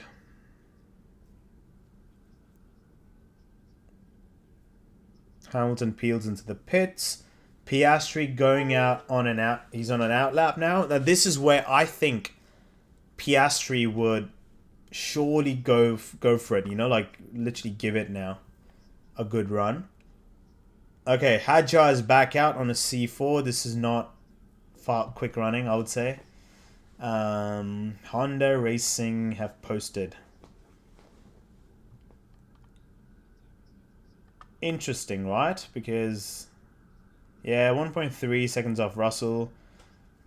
It's not quite what we expect it to be. Honda are posting these images, but clearly something's not right. And I feel for Honda, man. Like, Honda is such a big manufacturer, and they've had so much success with Red Bull, but the moment they leave Red Bull, things go south. Like, I don't know. David Malukas goes quickest. Interesting. Barry Boyer? What am I saying? Mary Boyer?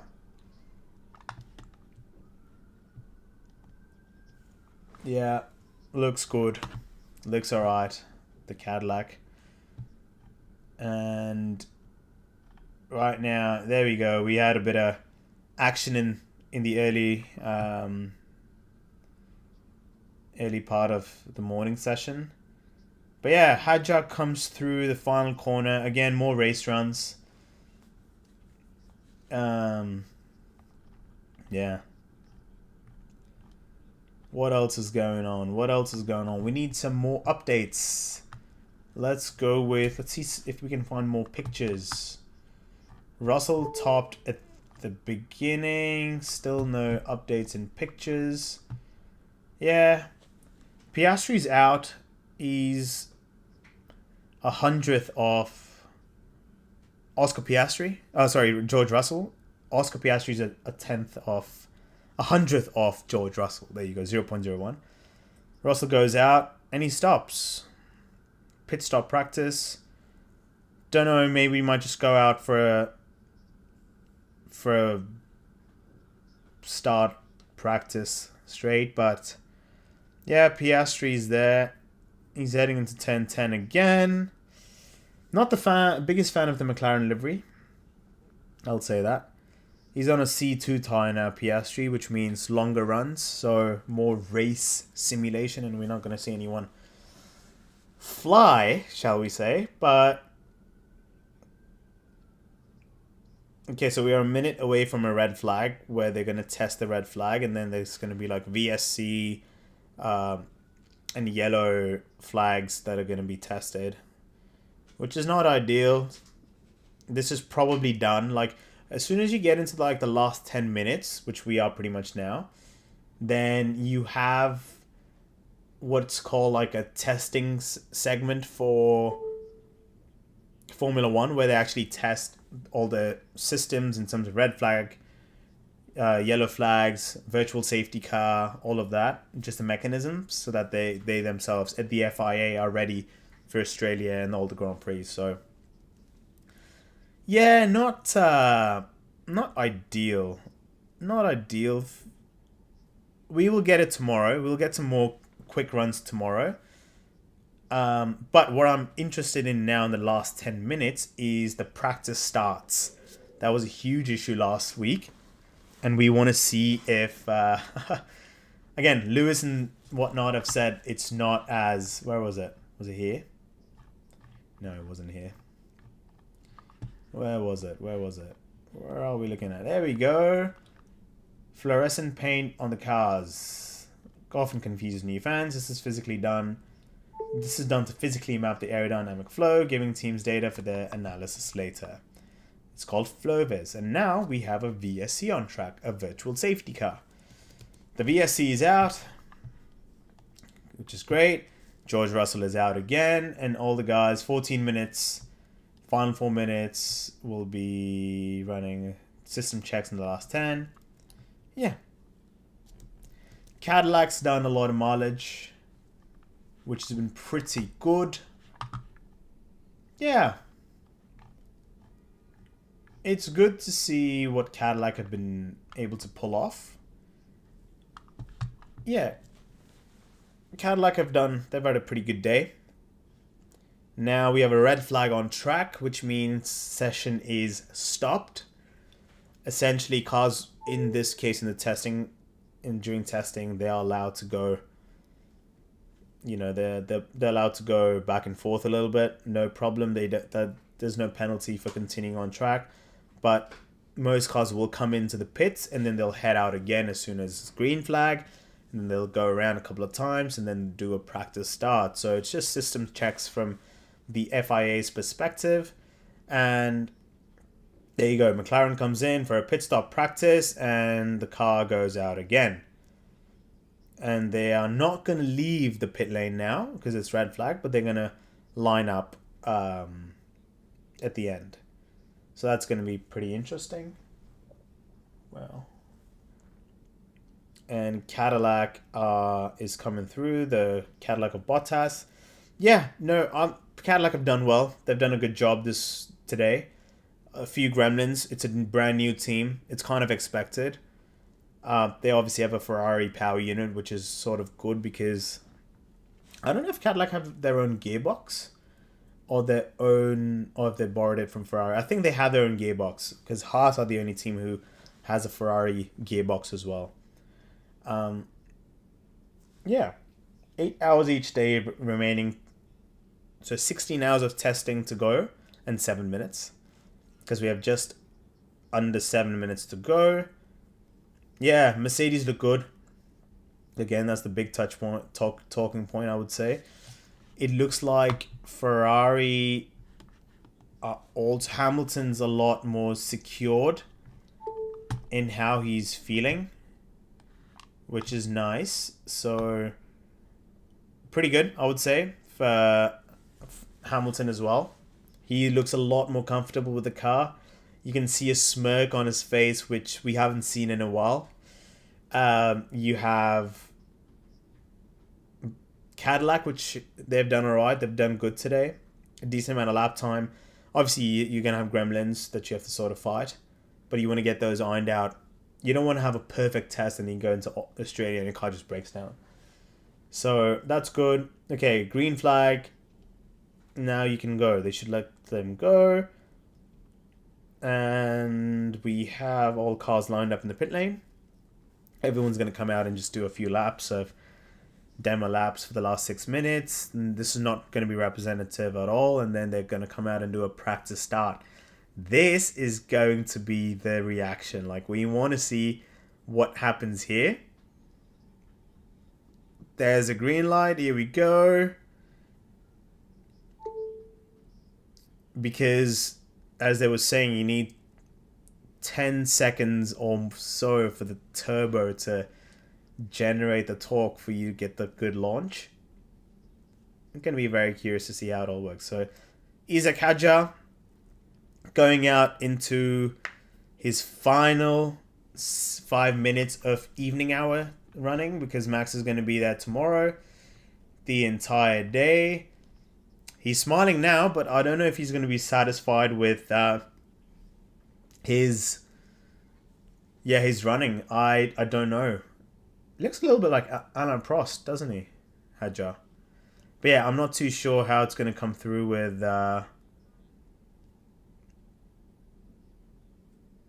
yeah, I don't know. It's not looking great for Hadjar right now. Russell looks alright. McLaren's looking decent. Stella looks good. Albano's helmet with that pink looks fire. That's a fire lead. Yep, Aston getting all ready. Hadjar, yeah, I would have wanted a few more laps under his belt and some more representative running. And yeah, like, let's see what happens. I want to get some pictures close to... We still don't have any updates in pictures. Maybe here. Maybe we have it here. Red flag, aero balance, about brakes on those 2026 cars. The front is hydraulic, while the rear is brake-by-wire.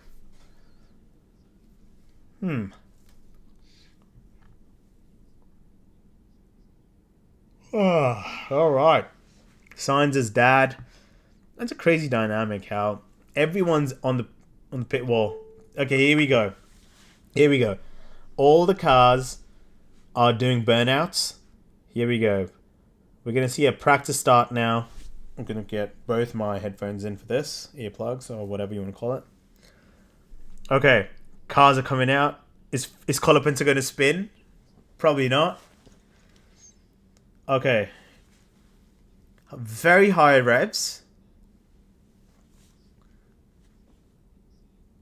Okay, here we go. The car. Okay, here we go. All the cars are in. They've done their burnouts. They've come into place. A lot of cars now. More than half of the grid. Okay, here we go. It's taking some time for the practice start.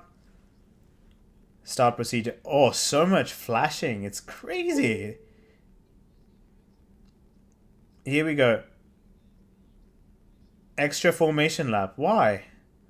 Okay, here we go. You can hear the turbo. Oh my god. Extra formation. Extra formation lap, guys. Okay, if you're just tuning in now, we are... session's pretty much done. 2 minutes to go.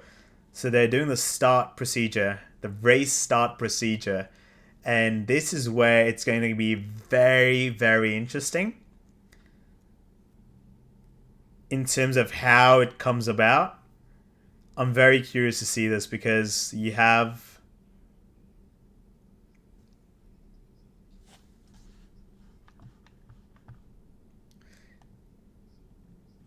Alright. So we are getting into... Okay. Here we go.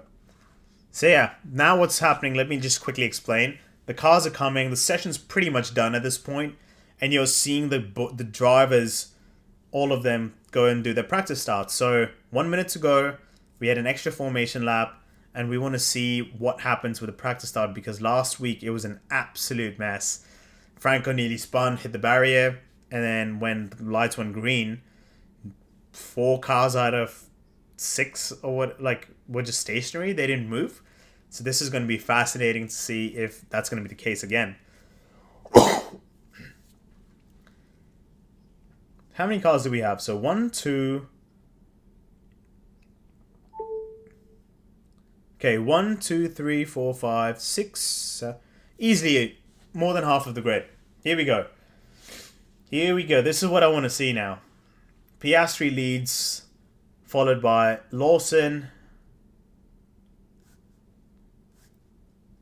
Lawson is P2, Sainz P3. You got Colapinto, Hamilton, Hadjar, Bortoleto, Russell, Bottas, Behrman. Okay, here we go. Burnouts. Time for burnouts. Time for burnouts. Here we go. The guy's nodding his head. Bono, all the engineers are on the pit wall to see this race start. Here we go. Everyone's in position, almost. You have Bottas coming in.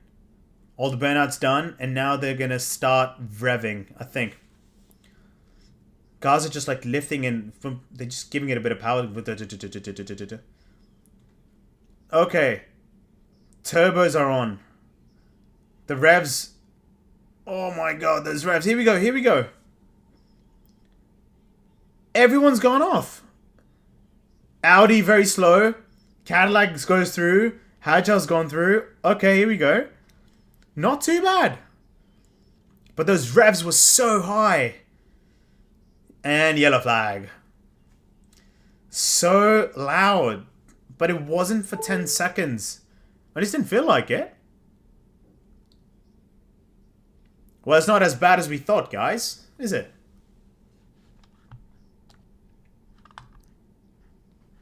Here we go. Here we go.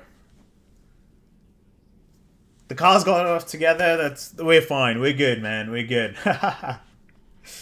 This was pretty funny. But we're good. We're good. We're okay. I thought it was going to be absolute shambles. You know what I mean? But there might be some more random starts, I think, happening when the cars come back. Because session's done pretty much at this point. It's 2 minutes past 7 in Bahrain. We should be pretty much done.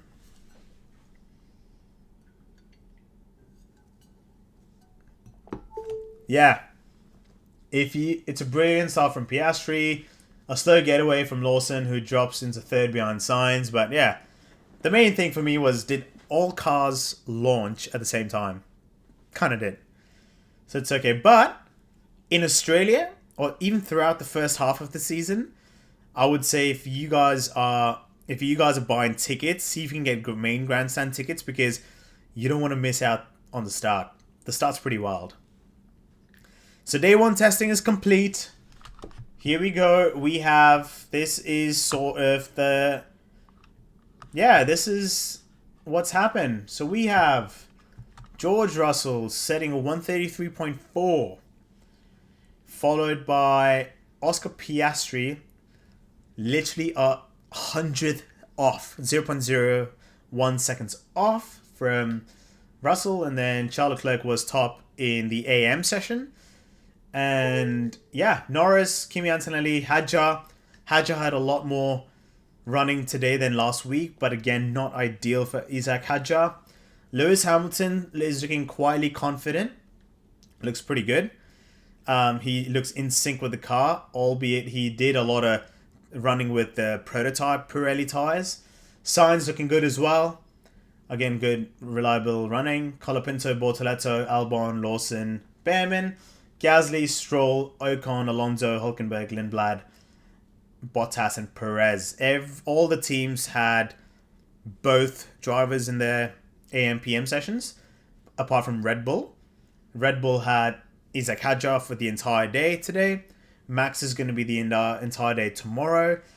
And Max is going to get, well, Hadjar is going to get the AM session on Friday and Max with the PM session. So actually, Max is going to get the most out of this running, purely because evening sessions are more representative in comparison to in the morning and afternoon sessions. So Hajj's probably going to be on the back foot.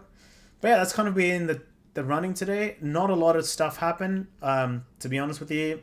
A little bit more reliability concerns for teams like Aston Martin. Aston had a bit of a weird off a couple of times, still struggling. Towards the end of the session, Aston just had their car sitting right there and no one could touch it. It's like this electrical thing. I keep forgetting the name, where no one's allowed to touch the car because a sensor goes off. So the car was just sitting there without wheels on. So, but yeah, George Russell tops the timings. It's been a fascinating day one. We'll be back tomorrow, and I'm going to be live a little bit earlier tomorrow. I hope you've enjoyed it today. And yeah, I would hope to be early morning here in Canada. So hopefully 11 o'clock is when the session finishes. Ideally, we would want to be... I'd love to have to be on around 7 o'clock, so cover like 4 hours. Maybe even 6 a.m. Let's see, 6 or 7 a.m. Maybe 6:30. And actually commit to it. But it's absolutely snowing down today. And yeah, makes waking up a little bit harder. So we'll see. But appreciate you guys. And I will see you all tomorrow. So have a great rest of your day or evening or afternoon, wherever you are. And I will see you lot tomorrow. Cheers. Peace.